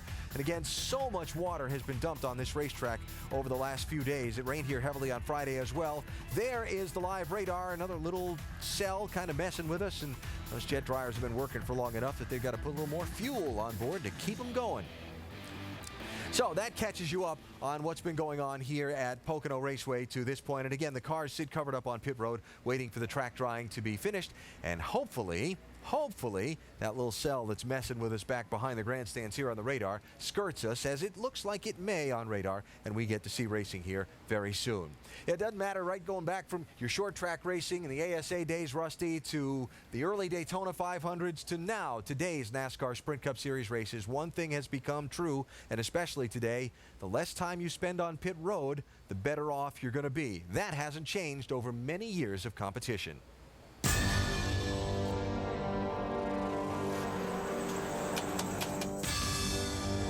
Let's go, bud. Come on, man, let's go. 360! Guys, you know what this is all about. Let's just go have a good day today. Green flag. Something up. I can't drive this damn thing. Can't get through the center. I can't do nothing. We're not going fast enough. Yeah, we're going to pit next time by. It feels like the right rear tire is gone. All right, everybody relax. All right, nice and smooth, guys. Here it comes. 3, 2, 1. As a driver, you've just got to pay attention. You've got to be, you know, really up on top of your game, coming to pit road, slowing down, being sure that you get slowed down before you get to pit road. These pit experts are quick, swift, and experienced. Within a matter of seconds only, they'll have him back in the race. Send him on his way in less than 40 seconds. You're the leader now, baby. Oh! Pit road, once again, a very busy place. There's Michael Waltrip sitting backwards in his pit. The tire's back, and the tire's back! Guys, all right? And a big miscue for Dale Earnhardt Jr. Appears he could not get into his pit. Whoa. The tire is setting 1 inch onto the white line. Yeah, he was hollering about it. We should have stopped. Put it right on the sign for us. Easy, easy. You know, he's trying to get all he can get, getting in the box. No, we just didn't quite get the hose clear from the tire. This is going to cost Dale Earnhardt the race. He's overshot his pit. Depend on your spotter a lot to get you into your box, and then you depend on your crew chief to get you out of your box, but still in the end you're the one holding the steering wheel. Dale Earnhardt Jr. gets hit by the NASCAR speeding police. The racing is so competitive, so if you can make up any time or not lose time in the pits, it's to your advantage. Jeff, if you see that 48 pit, we need to be on pit road with him. Jeff Gordon, he wanted to go to pit road, made the mistake, almost came to a complete stop. Now watch what the 48 does. The worst thing is, as a driver, once it starts sliding, you can't stop it. If you let off the brake, it's going to go farther, so you just have to ride it out. Out toward the turn 4 side of pit road, I see a tire rolling across. It's going to be a penalty for someone. I'm going to tell you what, NASCAR is not going to be happy with that crew member at all. For some reason or other, Petty is up on top of his car. I talked to me on the radio. I can't hear nobody. Just got to salvage what we can salvage, okay, man? Long stop for Dale Earnhardt Jr. If my wheel comes off and I hit the fence real hard, I get to whack every damn one of you with a hammer. Dig, all the way. Give it up, go. 2 lanes, 1 lane, take a lane. Sorry about that. Dang it, guys, if you want to win a race, you got to get it done. Yes! Best night I've ever seen on pit road. Good job. Woo! Go. Good job, you guys got me in front again. Give me one more shot. Yeah! Guys on pit road. Awesome job. How about some of that old school stuff? Wasn't that great? Great. This guy's getting after it. Well, we talked about earlier how the pit crews now are all specialists and trained so hard, and all that is in an effort to do one thing: save seconds on pit road. It's a science that has been developed gradually over many, many years of time. What are you thinking about watching some of that? I can't stop laughing. Yeah. I mean, one guy with a water hose in his face, you know. The other guy with a sledgehammer beating the roof in. I don't know if that's going to save time on pit road. That was the king, trying to get his car put back together. Well, you can see, too, as you watch and you look back at the old black and white footage and go into the color footage, you see the innovation, you see the speed, you see how effective each individual is. That's cut time over the generation. So it's interesting to watch those guys jumping on top of the car, falling, beating it with a hammer. That's it. What about Junior Johnson with the jack? That jack, he was coming, boy. He slung that jack around and about broke that guy's legs. And because of stuff like that, NASCAR created a rule where they got to carry the jack around now because of that. Yeah. That was a NASCAR official that he cleaned out that was monitoring his pit stop there, by the way. And that wasn't just one of those light aluminum jacks they use now. That was the real deal, the heavy floor jack. Yeah, like you might have in your garage. Doc, DJ, and Andy are upstairs getting ready to call the race when we do see the green flag for this one. Innovation on pit road's been a big deal for a long time. It certainly has, guys. You know, and I can remember back when I was first starting as a pit announcer years ago, there was no live television. If it had been live, it had been black and white back then. And I remember being at Charlotte, and Richard Childress had just a makeshift crew. He had one guy, Tim Brewer, as the crew chief, and he pulled the car in, and the driver, Childress, gets out of the car to help change the tires. And while he was out, he went over to this little box of fried chicken, got him a piece of chicken out while they're helping to change the tires, and climbed back in the car. So that's back in the day before you really had full crews. How many spots did he lose? Yeah, not many. I think he had 2 pieces of chickens, and he lost a lap.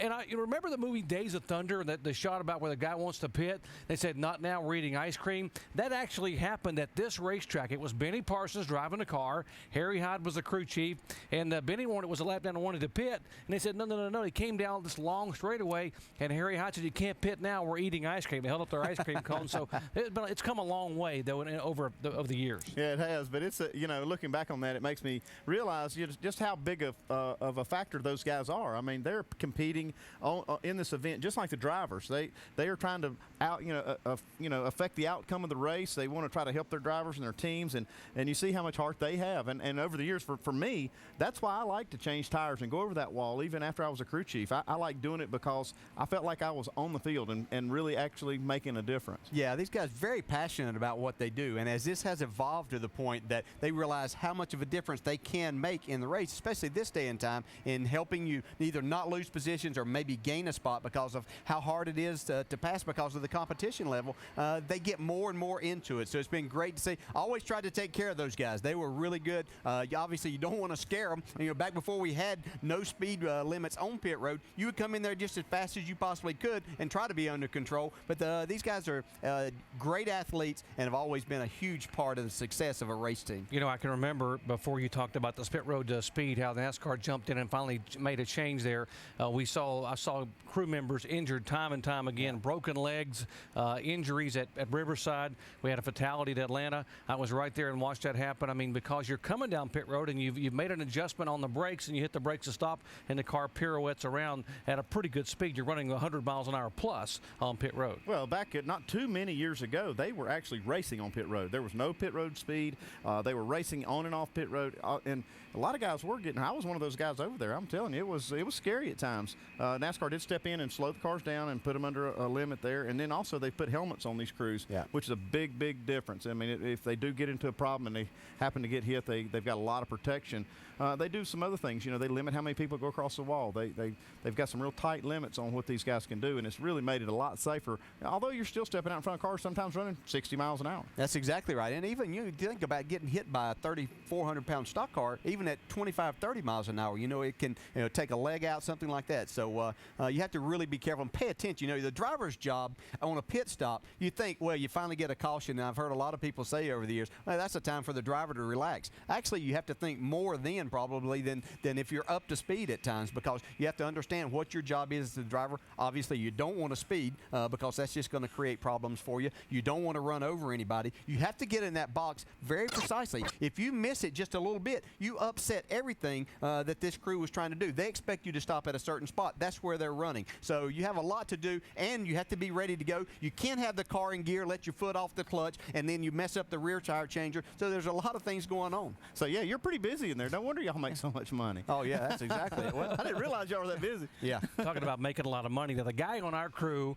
who's probably seen the most innovations of all is our Tim Brewer. And, Tim, you've won here 5 times, 5 different drivers. But over the years, I mean, you've seen a tremendous change, not only in the people on pit road, but the equipment we use. Yeah, it's funny, Jerry. I go back and watch that clip of Junior Johnson taking out that NASCAR inspector with that jack. That jack weighed about 80 pounds, and that guy that he took out, that's Johnny Randall. And matter of fact, that morning, we had a carburetor that was a little questionable, but that was the inspector that inspected the carburetor, and they took it away from us. And we're standing on pit wall, and Junior goes, "Isn't that guy that took that carburetor this morning?" And I went, "Yeah," and Junior was a jack man. Normally, when Junior came around the car, he'd swing the jack and he'd catch it with one hand. But if you look in that clip, he hit him with both hands just as hard as he could. And, I mean, you know, Johnny Randall said, "What did he do that for?" I said, "I think it's something to do with that carburetor you took away from us this morning." But the innovations as far as the lug wrench, you know, many years ago, they actually used a four-way lug wrench to take the lug nuts off. But Mario Rossi, back years ago, he brought in the impact wrench, and Mr. Hurd down in Atlanta, he's worked with us for years, creating a lot of the great equipment and the pit sockets themselves. I used to use an old Craftsman socket where we'd go down in there with a Bridgeport and cut out every other spline to where the thing would actually go up on the lug nuts a little bit better. But, you know, we've used a lot of those things over the years. But the pit road speeds, you know, that was implemented for safety. But the only issue I ever had was Dover, Delaware, and Dave Marcus. I'm down changing the right front tire, and he actually ran over my foot. And I went over to Harry Hyde and told him, I said, "Hey, you tell Marcus if he does that again when he comes back down pit road, he's going to get a jack or a lug wrench through the windshield." But Marcus, he apologized for that. But, you know, there's been a lot of innovation over the years. The fire suit, that was probably one of the best things that came along over the years, because there was an incident in Atlanta when the Petty guys got burnt real bad. But anyway, we survived it, even though Pearson made a few runs at us. And he said, "Brewer, I was just trying to shake you up." I said, "Pearson, you accomplished that. You know, that's no big deal." But it's all been for the better, and NASCAR crews, they all reap the rewards from it today. Yeah, now, when I was my first time on pit road as a tire changer, Junior Johnson was the jack man. I was working with Tim Brewer, and Junior was swinging that jack. I mean, that was the way he did it back then. So there's no truth that he was on Ben Hur's pit crew. Yeah, like Brewer might have Brewer been. was? Yeah, I was only about 12 years old when I started. And the good part, you only had to change two back then. Yeah, that's right. You talk about the fire at Atlanta that made everybody start wearing fire suits on pit road. I was actually calling that pit stop in Atlanta when Richard Petty's car backfired, and there was fuel running down the side of the car, and it just erupted into an inferno, and the gas man drops the gas can and leaps across the wall. Now suddenly all the gas is on fire. The gas comes across the wall. It's been spilled inside. He's on fire. Myself and another guy named Nelson Crozier ended up putting him out of putting him out. We rolled him on a blanket and put him out. I stood up. I was wearing a navy blazer to do the ABC telecast that day, and our coordinating producer for ABC in New York called the truck and said, "Why are we not wearing fire protective gear?" I did my on camera, and the microphone had a screen that had melted. I had a mustache back then, believe it or not, and it had been frayed, and I was all covered in soot. So from that point on, every pit announcer that we were on ESPN and ABC was wearing a fire suit, because it was a very, very close call for us, as well as the people on pit road. Yeah. Alan? All right, Doc. Here's the one other thing, not to change topics to something a little more lightly, but did we not get the memo about the purple ties today? just a booth thing. Just something we were noticing. We appreciate you guys color coordinating. We start thinking alike up here. And Petrie, your tie is especially nice. We thank you for that. Thank you. You look really pretty. I appreciate that very much. So let's talk about safety innovations over the years. Rusty, you were behind the wheel when you came down pit road with no speed limit. Did you ever think about the crew members when you got ready to do that, or were you just focused on getting all you could? You know, I never did, and I guess I should have. I was just concerned about spinning the car out coming out pit road, but I know I had to come down pit road as fast as I can and do it in a controlled fashion, if you could do such a thing. And that's the reason you saw so many people sliding through pit road. You saw that clip of Dale Earnhardt flying and sliding through pit road. But back then, you could come down pit road and you could make up some laps. If you fell down a lap or so because of a mechanical problem, man, that caution flag would fly. Guys would fly right down pit road at over 200 miles an hour, make a stop, and go back on. But hurt some people, and that's the reason the rule changed. Like a lot of things in life, mistakes were made, lessons were learned, new rules were implemented to prevent those lessons from being repeated. So it is in racing, and why these pit crew members have so many things working in their favor today that they didn't have 15 or 20 years ago. Crew members hoping to get to go to work and do their thing over the wall if we can get these cars fired up and onto a dry racetrack at Pocono. It's a good time. As they continue to work on track drying, we bring you live NASCAR Sprint Cup Series coverage presented by Old Spice from Pocono Raceway in Long Pond, Pennsylvania. A morning-long deluge has led to a rather extended track drying effort, but we've got our fingers crossed that we're going to see these race cars on the track here shortly. A couple of spots in the corners, what they call weepers, where there's water weeping up through the track surface because of the tremendous volume of water that's been dumped here between Friday's rain and this morning's, appears to be from here the problem. You see some of the track crews working on some of those specific spots. Yeah, I mean, the whole racetrack looks like it's really in great shape right now. It's dry, and you got a couple of those little spots popping up like you said. And after the amount of rain that we've had here at Pocono, you pretty well got to expect that. This track's got a lot of age on it, and things like that are going to happen. But, Brad, I think they got to fire these babies up, get all the cars on the racetrack. Because, look, NASCAR's done that before. Put some heat in the racetrack. Yeah, and they put some heat in the track, and it dries it pretty quick, and get this thing going, get these stands.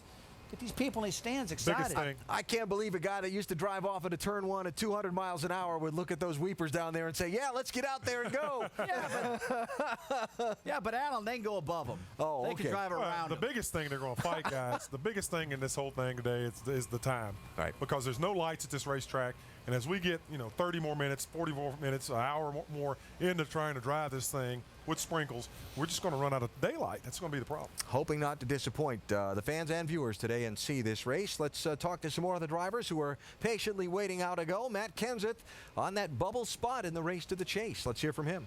He is, and he did not like the looks of those weepers over there, and I didn't even tell him about Rusty's suggestion that he just drive around them. So, yeah, now you know what he thinks of that.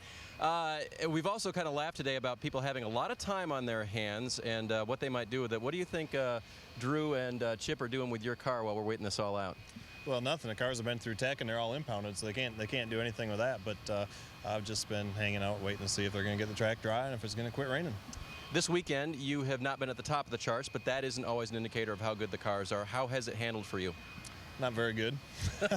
we unloaded and it drove pretty decent, really, and everything we went from there on out was pretty much downhill. So Drew and Chip took it apart this morning and put it back pretty much how we raced the last race here, which for us we ran really well here. We just got bit with the fuel mileage at the end and took a third or fourth place car and ended up finishing 16th with the way the pit cycle fuel mileage deal worked out. So hopefully when it dries off, we'll have decent speed and we can all race for it at the end without a fuel mileage type thing happening.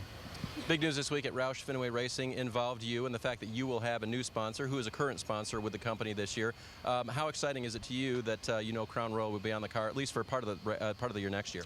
Yeah, I mean, it's in this day and time, you're excited when you get a sponsor in a car for sure. And I've worked with Diageo and their Smirnoff Ice brand before, and they've done a lot of great things to promote responsible drinking. But on the other side of that, I'm really disappointed that DeWalt's not going to be there anymore. It's been 12 seasons, I think, that I've been working with them guys, and they've been behind my career, and we've been trying to sell a lot of power tools. So, and also disappointed for Jamie. They got to try to sell sponsorship on the 26 as well as trying to get the second half of our car sold. So it's been a tough time in that part, but really been worrying about our performance and trying to get running a little bit better and get some good finishes. Always thinking about the racing. That's what he does. Shannon? Down here with Jamie McMurray right now, and of course you see Crown Royal on his fire suit. You guys were just referencing that with Matt Kenseth. Now the team has said that after this season you're a free agent and free to look. Any updates and what right now is your timeline with trying to find something for next season?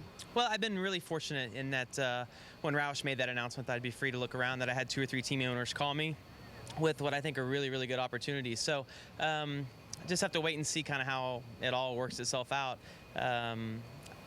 It's unfortunate because of the way the economy is, not being able to stay at Roush. But I look forward to what's around the corner, and we'll just have to wait and see. All right, what's around the corner for us, hopefully today, is the race. You finished 13th here when we were here in June. You said your car was a little bit loose, but it had good speed. How is it this weekend? Well, it drives better, but it doesn't seem to have as much speed right now. And it's incredible because every year when you come back to Pocono, if you ran good the first race, it doesn't guarantee the success the second race. And the track just seems to lose a lot of grip. I've been watching ESPN for the last 3 hours and listening to all the driver interviews, and it's not necessarily just our car. It seems to be across the board that some of the guys that ran good the first race or felt like they had good cars, cars don't feel as good this time. All right, I got to ask you about the new piece of jewelry here on your left hand. Jamie McMurray actually got married in the off weekend 2 weeks ago. How was that? Well, it went by really fast, and I've talked with my friends who have been married, and they're like, you need to really take it in because it's going to go by really quick, and they're right. I mean, it went by at midnight came, and the ceremony, I was just incredibly nervous. It's amazing that you can be in the spotlight like we are every single week and be on national TV, and then you get in front of 70 of your closest friends and your family, and you're just terrified. But Christy looked beautiful, and it was definitely the greatest day of my life so far, and I think the same thing for Christy. We woke up the next day, and it's strange to say my wife now or her husband, and so that's kind of been our joke when we're text messaging each other, like, this is your husband Jamie and this is your wife Christy. So it's been a lot of fun so far. All right, we'll call them husband wife, but they're the newlyweds for the next year. Good luck this weekend. Vince? Standing with Martin Truex Jr., and unfortunately we're watching some a little heavier than sprinkles come down right now, and it's frustrating for everybody. The fans want to see racing. You guys want to get in the car. What do you do for the 3 or 4 hours that we've been standing around here? Well, it's no doubt it's tough. I've been sitting around since practice yesterday getting ready to go, and now we got no place to go. So it's unfortunate. The fans are all up there sticking it out. They got their raincoats on, and it'd be nice if it quit and we could get the green flag out, but we'll just have to wait and see what happens. You know, you can't change the weather. How have you guys been able to get your hands around this racetrack? I know it's kind of been a little bit of a struggle this weekend. Yeah, this weekend's been tough for us. We were decent here in the first race. I mean, you know, we ran around 10th all day or so, and we've really struggled with the car this weekend, just not being able to get the grip in the front of the car, and we just can't seem to get it turning. So we made some changes last night. Bono went to work and went through his notes and things that we did here last year in the first race, and made some changes, and we're optimistic. So hopefully we can get it going green. And like I said, I really enjoy racing here. We've had some good runs here, and I look forward to today if we can get it going. You're in a little bit of a precarious position, finishing out this season with the Earnhardt Ganassi group and moving over to take over Michael Waltrip's seat next season. How have you approached this second half of the season, considering that situation, you and the team?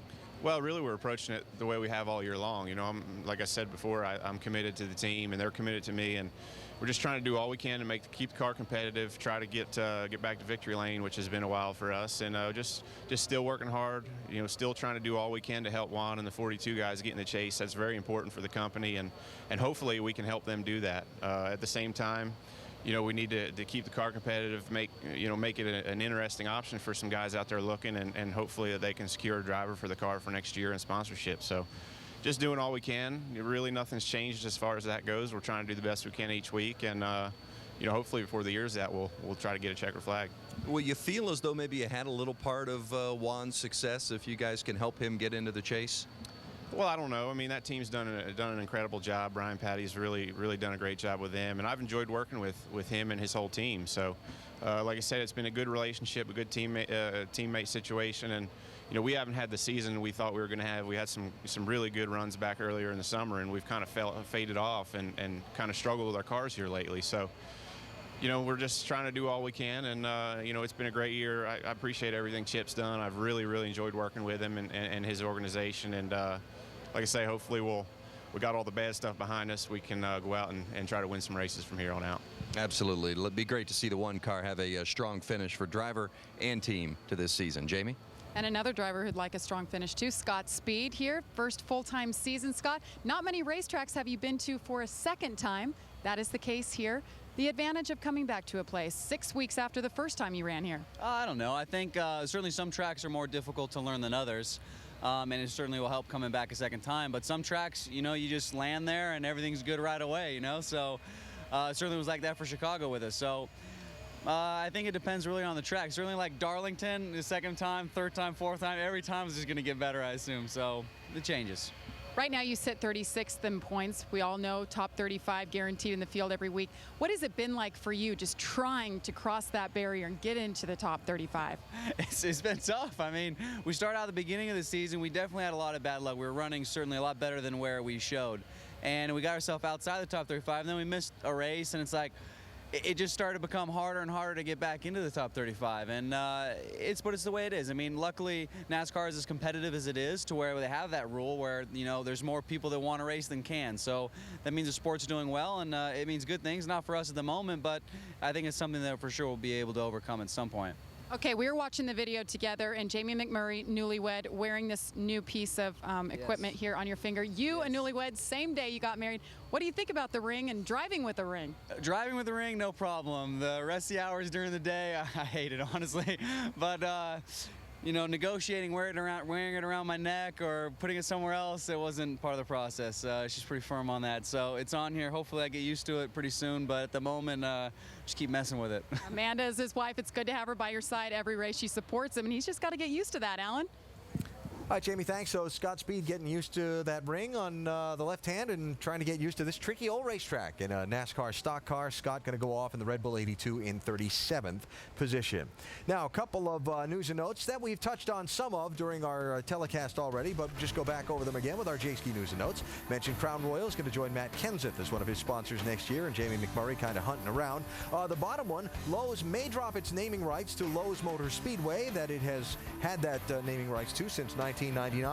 And the middle one here is another reason, besides that we all want to see the race on Sunday, that you don't want to see this thing rained out and run on Monday, because Jimmy Johnson, the chase drivers, and some past NASCAR champions like DJ and Rusty are supposed to go meet the president at the White House on Monday. Yeah, it's going to be pretty exciting. We're supposed to be over there tomorrow to go to the White House for a nice lunch with the president. I'm looking forward to that. You don't want to have to cancel on the president, so. No, but he's going to have to wait if we got to run this thing tomorrow. Maybe we'll do it like Tuesday or something, you know. I think he'll understand there's a little business to be done. He's got a little business to do himself there these days. So watching the weather, hoping it stops sprinkling like it's doing, hoping they get some of these weepers dry. But as you can see, we're not as optimistic as we were a couple of minutes ago. At Pocono Raceway, the NASCAR Sprint Cup Series 500-miler on hold for the moment. Stopped raining about noontime. They've been trying to dry the track ever since Eastern time, and now a little shower has come through and set back that effort just a bit, though they continue to work away on this giant 2.5-mile track. See the first three cars lined up there. Tony Stewart's 14 that gets its cars and engines from Hendrick Motorsports. Jimmy Johnson's 48. Jeff Gordon's 24, all working basically out of the famed Hendrick Motorsports operation that has been such a powerhouse in NASCAR racing for the better part of the last 25 years. You see currently in driver point standings, 3 of their drivers in the top 10, and Dale Earnhardt Jr., of course, trying to bounce back and work his way closer toward that group. It's a big operation, Hendrick is, and it's tough to get people to work together toward one common goal. Somehow, though, Mr. Hendrick finds a way to make that happen. Jimmy Johnson takes the lead with the bump and run in turn 3. The Hendrick domination continues at Martinsville Speedway as Jimmy Johnson wins. Thank you. I wanted that one. I want that one pretty bad. I wasn't doing anything I could to get that one for you. Pop the champagne. Gordon wins for the first time at Texas Motor Speedway. Yes, you guys got me a win in Texas. I love you. Woo! I think the level of competition today is greater than it's ever been. I'm a competitor, and the competition is what it's all about, and the fun comes from celebrating in victory lane. We have 4 very talented drivers and teams, but none of that matters until you get out on the racetrack and you prove it. What do you guys got here, Marky? Is that just coming back from the 7-post? Yeah, it's going to the fab shop. Going to the fab shop. Without a doubt, the #1 tool in racing is your personnel. Testing comes and goes, simulation comes and goes, wind tunnel come and go, all that comes and go, but the one thing that remains the same year in and year out for seasons to come are the people. And if you have the right people, they can overcome anything. They're what make the cars go fast. It's not the cars, it's not the programs, it's not the computers, it's the people running all of them. Preparation is definitely going to be the key this year. That's what's going to win the championship this year. This group here is the 24 and the 48. The same people work on both cars, the same shop produces both cars, and I'm extremely proud of what we've been able to accomplish with the 48, but when we unload on Friday to race on Sunday, there's some very tough competition out there, but I think our fiercest is definitely going to come out of this complex. Are all the other pieces ready for up there? I saw Clay was building the corner piece. Yeah, we finished fab at 3:30, going into paint tonight. We'll put them on corner. Excellent. Cool. Watch your head. We've got tools here at Hendrick Motorsports that we use that help us get prepared to go to the racetrack. Once we hit the big black dyno out there on the racetrack, I'm the simulation, I'm the computer in the car. Oh, I can't go anywhere. I don't know what to do. You fight right there, man. What can you do to help you? Snappy loose. Green flag is back out, and getting a great restart is Jeff Gordon. All day long we said Jimmy Johnson, no chance, not a contender. Now he wants that second position. You try to improve in all areas. We know where we can be better. We know where we need to step it up, and looking forward to that challenge this year and growing and being better because of what we went through last year. I do think, though, that Roush and Hendrick still have an edge. We're going to see those two organizations battle it out again this year. Getting a wide group of very competitive people to all pull together toward the same goal and compete for what they all need individually at the same time on the racetrack. It's one of the challenges of being an owner in the NASCAR Sprint Cup Series and any NASCAR level at this point. Rusty, you're a team owner. You have 2 cars in the NASCAR Nationwide Series. Brad, you're a single car team owner on the Cup side who has a working agreement together with Michael Waltrip Racing, who has 2 other cars. Rusty, I want to start with you. Getting your people to work together toward one goal while achieving individually what they want to. How big a challenge? It's a very big challenge. That's a great question, Alan. In my particular team, I got 2 drivers that drive different, and they all like different things. I wish I could get them both where they just like the same setups, the same cars, the same everything. But there's a lot of teams, Brad, that other drivers, you just can't do that. Yeah. Our team's one of them. They got the same cars, they're in the same shop, same bodies, same engines, the same stuff, but they like different stuff. Yeah, when you're dealing with people, the human condition becomes a problem sometimes because people think so differently. And that's why Hendrick Motorsports has become the standard barrier for this sport. They do it the right way. And what you want to accomplish as a team owner like Rusty and myself is you want to take qualified people and give them the opportunity and let them do their jobs. But that is the toughest thing in the world. You don't want to micromanage people because that becomes aggravating. But a lot of times in this business, that's what happens, and that breaks race teams down.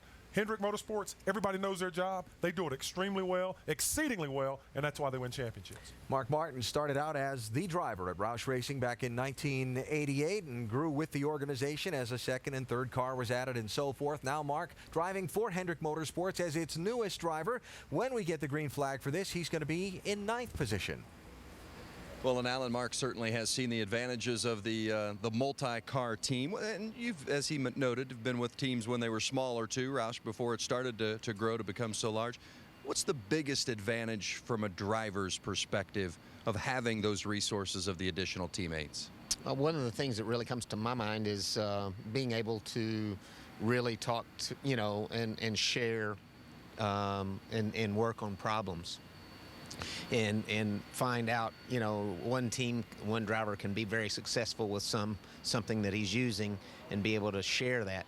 Now, I'll tell you, we did that, and Rusty will tell you. I mean, Rusty and I used to always, a lot of times we'd ask each other what we were running and all that stuff, even though we weren't teammates. So there was always sharing going on, but not the way we do now. Sometimes we'll actually make a plan. You go work on this, and we'll go work on that. And then after practice is over, you come together and you talk about your successes and your failures with the things that you did, and you try to put it all together for the next practice or something like that. So, but really the economics is the biggest thing. The way it used to be structured, a one-car team was fine, but as the sport grew and the more and more you put into it, the more resources you put in it, it becomes a machine that just eats things alive. And multiple teams, were really the only way to do the economics of it going forward. Is there a driver in that Hendrick contingent that maybe you feel a little more of a connection with, or you have that stronger line of communication with? We saw obviously some very emotional hug in victory lane between you and Jimmy last Sunday in Indianapolis.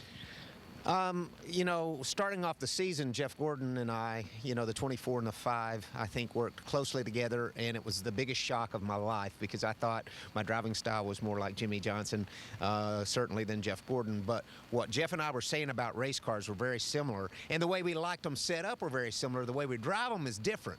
My car looks sideways when I drive it, and his car looks straight. So everybody thought that he ran his car tight. I don't think he runs his car so tight, because when I drive his setup, it's getting sideways to me, so I'm not sure. But as we've worked along, Junior has really, he and his team have migrated closer to the setups that we're running.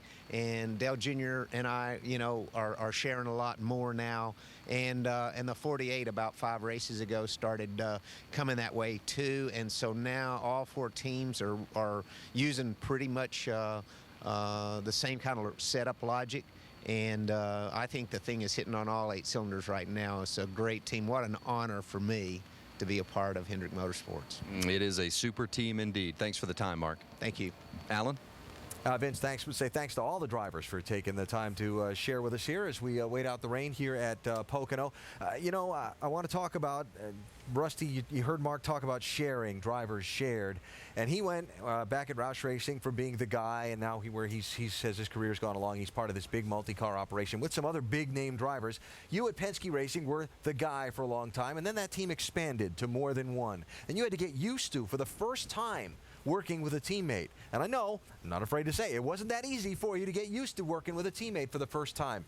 How is it difficult for a driver who's used to doing it all his own way to sit there and start to listen to somebody else say, well, I think we need to do it some other way? It was very, very difficult for me. And the reason being because I was the guy that would always drive the car, and I'd get out and I'd say, I would think you should change this spring, this shock, do this and do that. And then I started getting really technical. And the crew chief started making more of that call, and I couldn't relate to that real well. I mean, I had to try to break those things down in words and tell Larry Carter, my crew chief, or Jeff Thousand, those guys, in a different term, in a different way. And I'm like, wait a minute, done enough of that.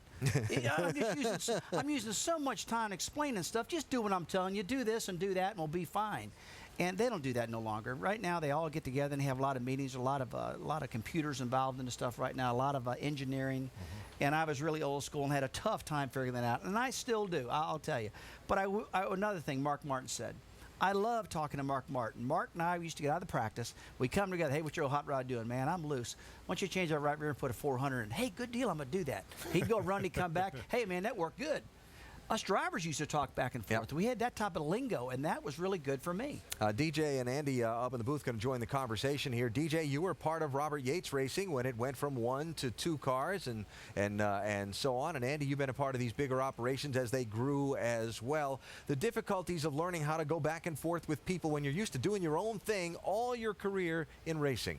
Well, I think one of the biggest things, and we touched on it, Rusty touched on it about his team that he has now, the nationwide team, and his 2 drivers. Very few times are you going to find drivers that want the very same things in their race car. You're always going to want something a little bit different, and I think that's the most difficult thing, and understanding the way that someone else describes what their car is doing, what a change made to their car, and how it affected the way the car went around the racetrack. So I think that's the biggest thing, but if you get a good group of people working together and in that pulling in the same direction, to where you want both cars to go to victory lane, or in the Hendrick case, 4 cars, trying to make them all good, you can make that work. But it is very difficult, and you just have to get your arms and your mind around the idea that you have other people that are trying to help you, but you have to be able to separate, how they talk and the way that they describe it.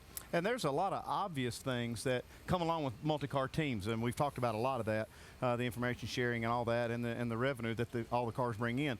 There's one thing I think that one of these, that one advantage of these multi-car teams is that healthy competition between the teams. I think when you have drivers that know that they have the same car as the guy beside them, and that guy's running better than me, then I better start running better. And I think that has really helped a lot for multi-car teams. I think that healthy competition within the organization rises the whole organization up, and that's one thing that people don't talk about a lot. And I want to talk about Rick Hendrick for a second. Last week when Jimmy Johnson won at the Brickyard, that was Rick Hendrick's 183rd victory as an owner. And people may say, well, how does that happen? How does a car dealer become such a successful race car owner? But the fact people miss a lot of times is that Rick Hendrick is a racer.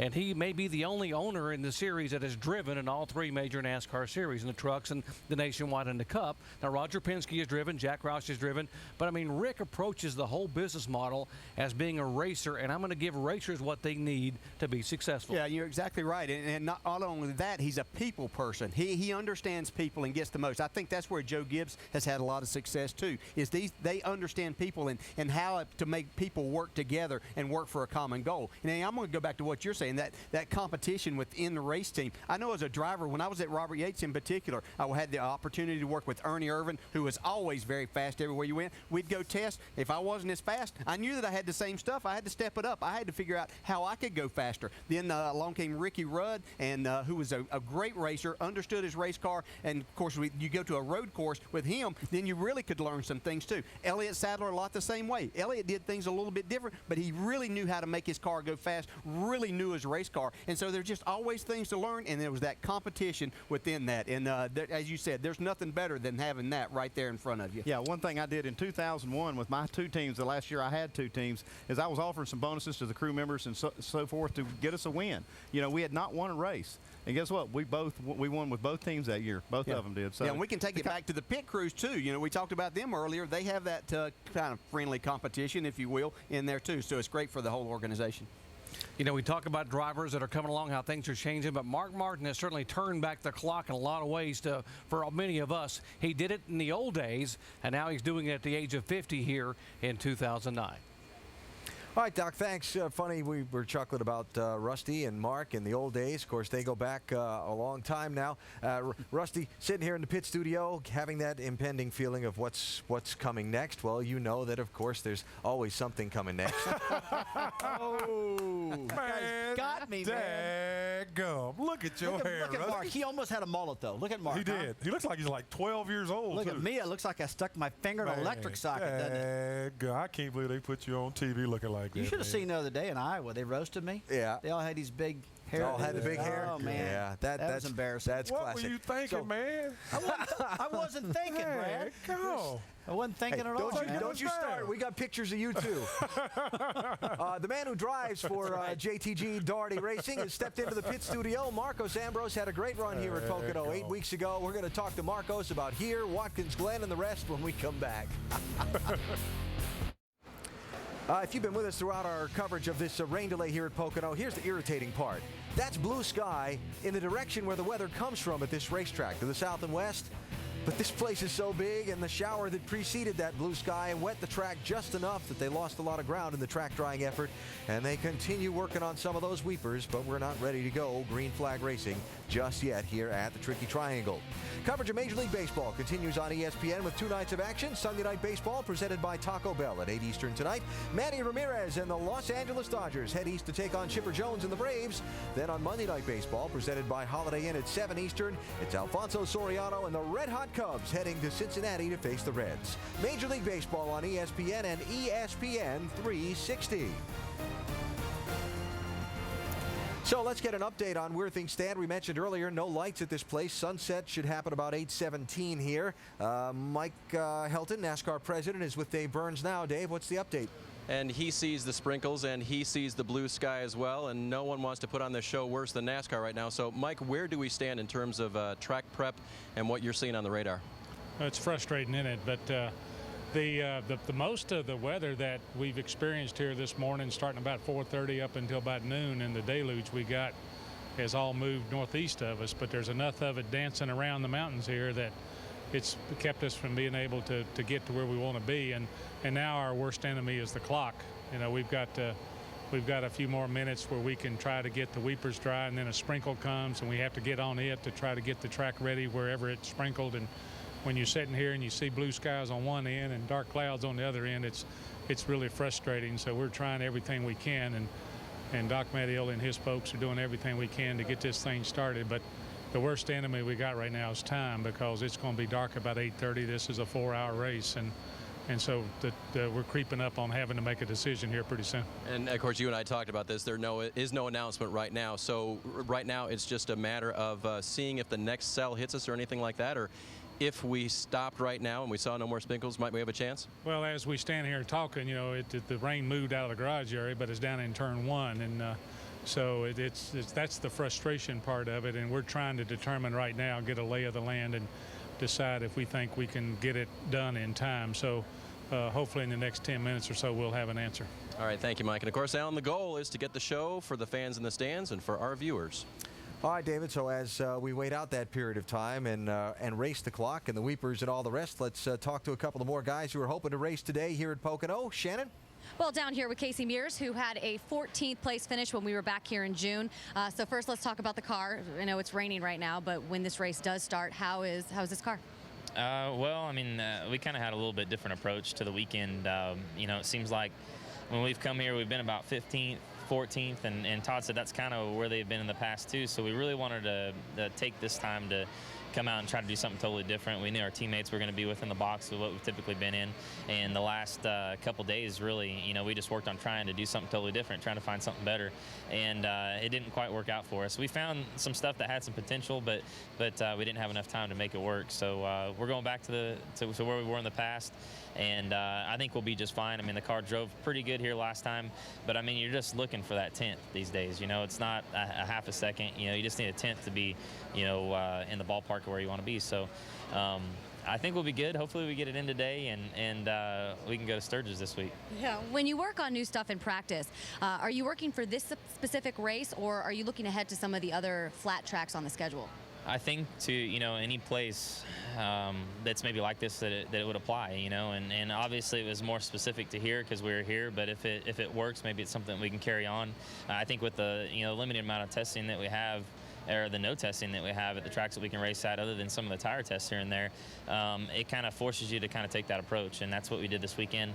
We did learn some things for sure, but we just didn't feel good enough about it to apply it to this weekend. All right, well, we'll keep our fingers crossed that this rain goes away so that you guys can make it to Sturgis this weekend.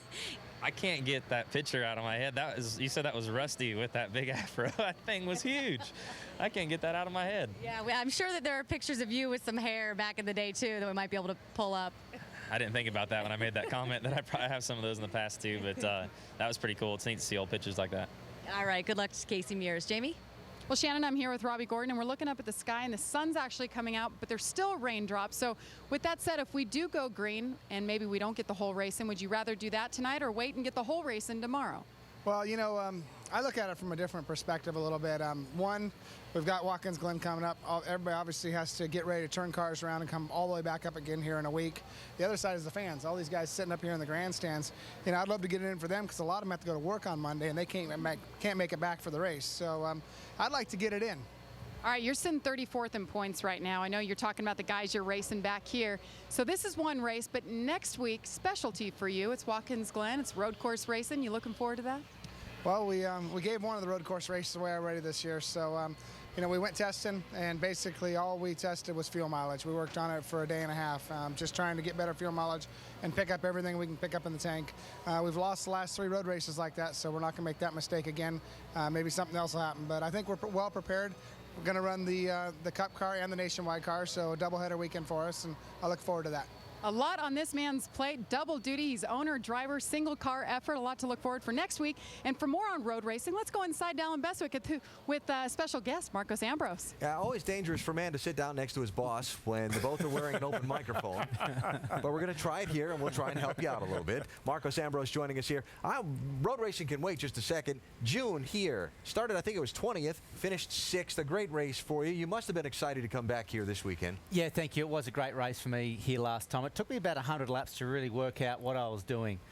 This track is so difficult to get around. You can overdrive the corners very easily. A small mistake has a very harsh penalty here because the walls seem very close to you. Tunnel turn in particular. And so it took me a while to really get comfortable on this racetrack, and I thought we had it dialed in by the end of the last race here, but we turned up for practice and I wasn't very good. Yeah. I started overdriving the corners again. I kind of lost track of what we were doing with the car set up, and I basically just had a bad day on Saturday. So fingers crossed that we haven't changed too much since our last setup here, and hopefully it'll pay well for us if the race comes in. Now, you drive for JTG Daugherty Racing, and that whole thing has a partnership with Michael Waltrip Racing for the technical alliance, the cars, the engineering, and so on. What's Brad like as a boss? Careful. Yeah, very careful. Brad's awesome. He brings a level of pedigree to our team that we need. I mean, he's a winner. He's a champion.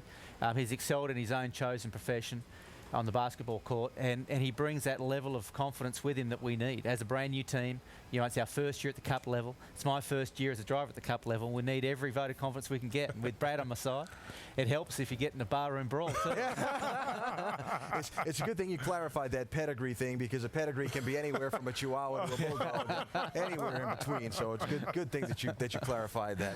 How do you assess your progress as a race driver where you are now in the Sprint Cup Series 2009?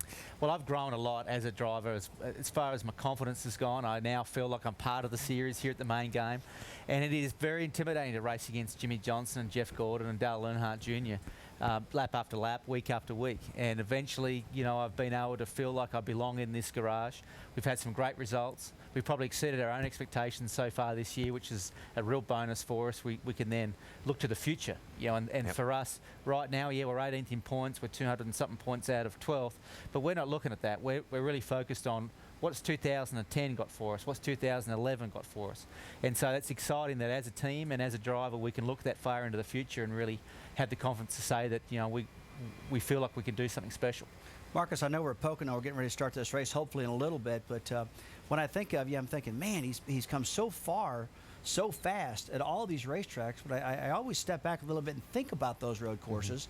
And I know we're going to Watkins Glen next week, and you've got to be thinking about that a lot. But tell us, and all the viewers, where did you get so good on these road courses? Where did your background come from when it comes to that? Well, thank you for saying that I can drive around a road course all right.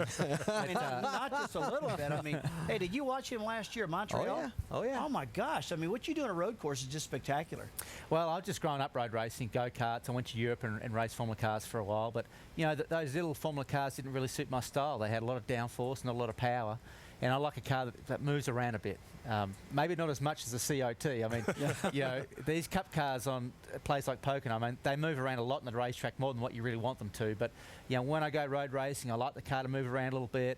I like the idea that you've got to be delicate with the throttle to get the power down. You know, and for me, it's all about time management and anger management. You know, I'm pretty aggressive on the road courses, and I just try to keep a lid on everything as best I can. And if I could bring a car home to the finish, I normally am somewhere close to the front. You know, last year Marcos gave us our first win at Watkins Glen. Did an outstanding job, and he is a tremendous road racer. But I know how hard you've worked to identify yourself as just a racer. And I've talked to guys, Jimmy Johnson and Jeff Gordon and all those guys, and they tell me, they say, this cat is a racer. He's not just a road racer. He's a racer. And I know that's important to you. Yeah, it sure is. I mean, I came to NASCAR to run on ovals. I mean, road racing's great, but let's face it, running 200 mile an hour into turn one at Indianapolis just doesn't get any better than that. That's right. Yeah. And so for me, you know, I want to be known as a NASCAR driver that's good on ovals and road courses. But you know, I'm getting better at the ovals. I'm starting to feel the tyres individually, which is very important, and starting to relax. I mean, at 200 mile an hour, I have a tendency to hold that steering wheel so tight I can see that. You would. I just can't even feel what's going on. So I've got to learn to relax and just let it all come to me. And there's a real knack to running high-speed ovals well, and continually doing it week after week, because it is a real challenge. Hey, Marcus, this particular racetrack, it's unlike anything we ever run here. The drivers break it down 3 corners, turn 1, the tunnel turn, and turn 3. But a lot of guys have said when you go down to that tunnel turn, there are corners in road course racing that kind of feel like that tunnel turn. Do you feel that? Not many. I mean, it's like a mystery bag. Every time I drive into turn 2, I don't know what's going to happen. Well, Brad, I've went down to that corner before, and as you turn into it, you find yourself backsteering coming off that corner, like you're actually throwing that car into that corner. And that's the reason I've asked Marcos that question. Interesting. Maybe my car wasn't handling right. Maybe you need to work on that some more with your teammates or something. Okay. I want to talk about your story just for a minute, because it's always fascinated me. You were champion back in Australia. You had conquered the mountain at home, if you will. And you gave it all up to move halfway around the world with your family, away from family, to chase the dream of being a NASCAR driver. And the question is, has the dream come true yet? Or do you still feel like you're chasing that dream? No doubt the dream has come true, and I couldn't have ever imagined of getting to where I am today. And I just feel very fortunate and privileged to be here. And that's why I try to purvey that as best I can when I'm in front of the cameras. I'm one of the lucky ones. So here I am, with a job that I dreamt of that's actually come true. And it's just a wonderful experience for me. We took some gambles and risks, as you do in life, but I just want to wake up every day and look forward to what's coming up, and to have that motivation, that challenge in life. And I just didn't want to let an opportunity slip. And I'd done a lot in Australia. I thought I was young enough to come across and try something new. NASCAR was a dream of mine, and I just flew on a plane with my 3-month-old little girl and my wife, and landed here in America and said, let's see what we can do. And I expected it to be a holiday, just maybe come to America and live here for 6 months and enjoy the fruits of a great country and just get the experience of what America was all about. And didn't expect it to last very long, and here I am 3.5 years later, still driving, and hopefully will be for some time. I have good news and bad news. The good news is you're going to get to run a NASCAR race here at Pocono. The bad news is it's going to be tomorrow. NASCAR has just run up against it just now. The amount of time it's going to take to finish drying the track, to get the water running out from under the weepers down in the corners, there's just not enough daylight left to give the fans the full 500-mile distance that they've paid to see. And so this race has been postponed until noontime tomorrow here at Pocono. The race just called by NASCAR just a moment ago. Can you hang with us for just a second? Sure. Need to do a commercial break here right now. We'll come back to Pocono in just a minute. We've still got more to come. Don't go away. You've hung with us this long. Come on, stick around some more. They're going to bring the cars back to the garage. We'll tell you a little bit about tomorrow in a minute.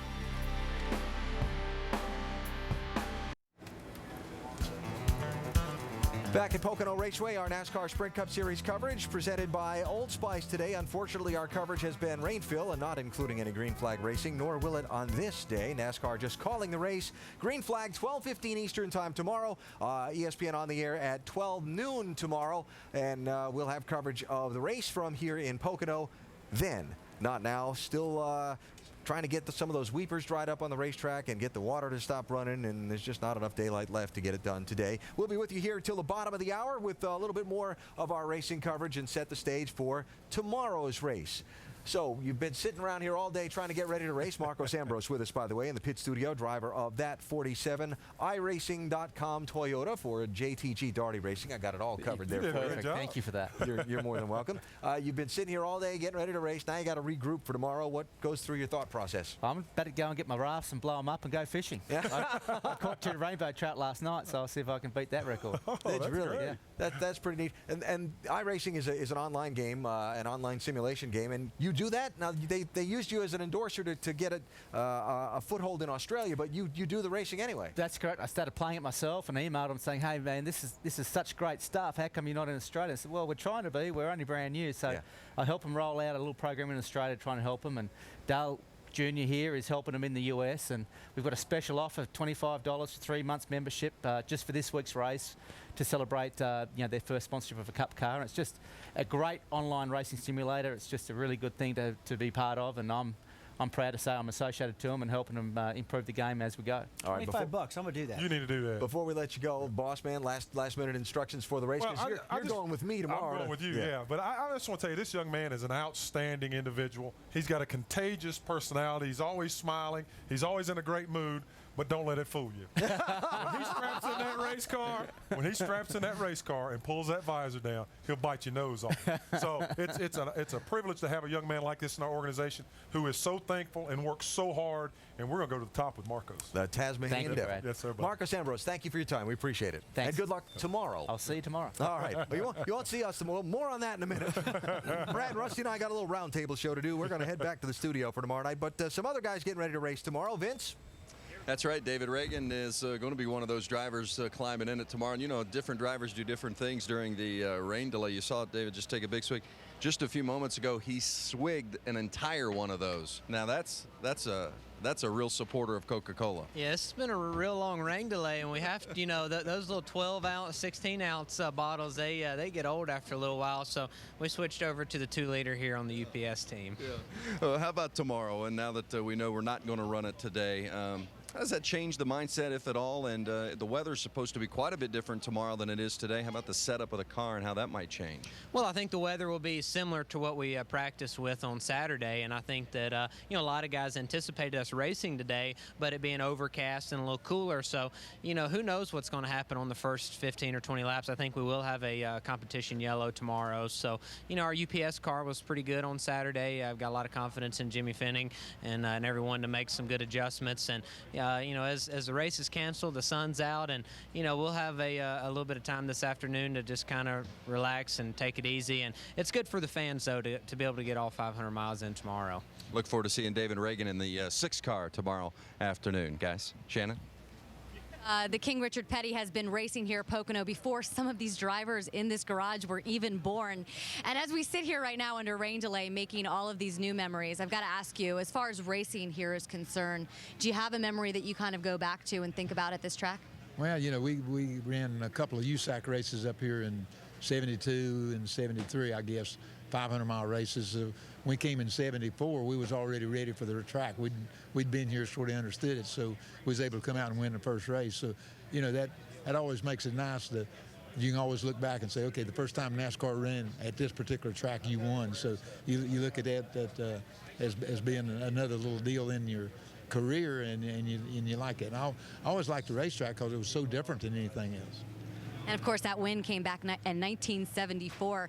The team right now talking about some updates for your team, especially when an A.J. Allmendinger is concerned. Can you tell us what the latest is with the Dinger in this season?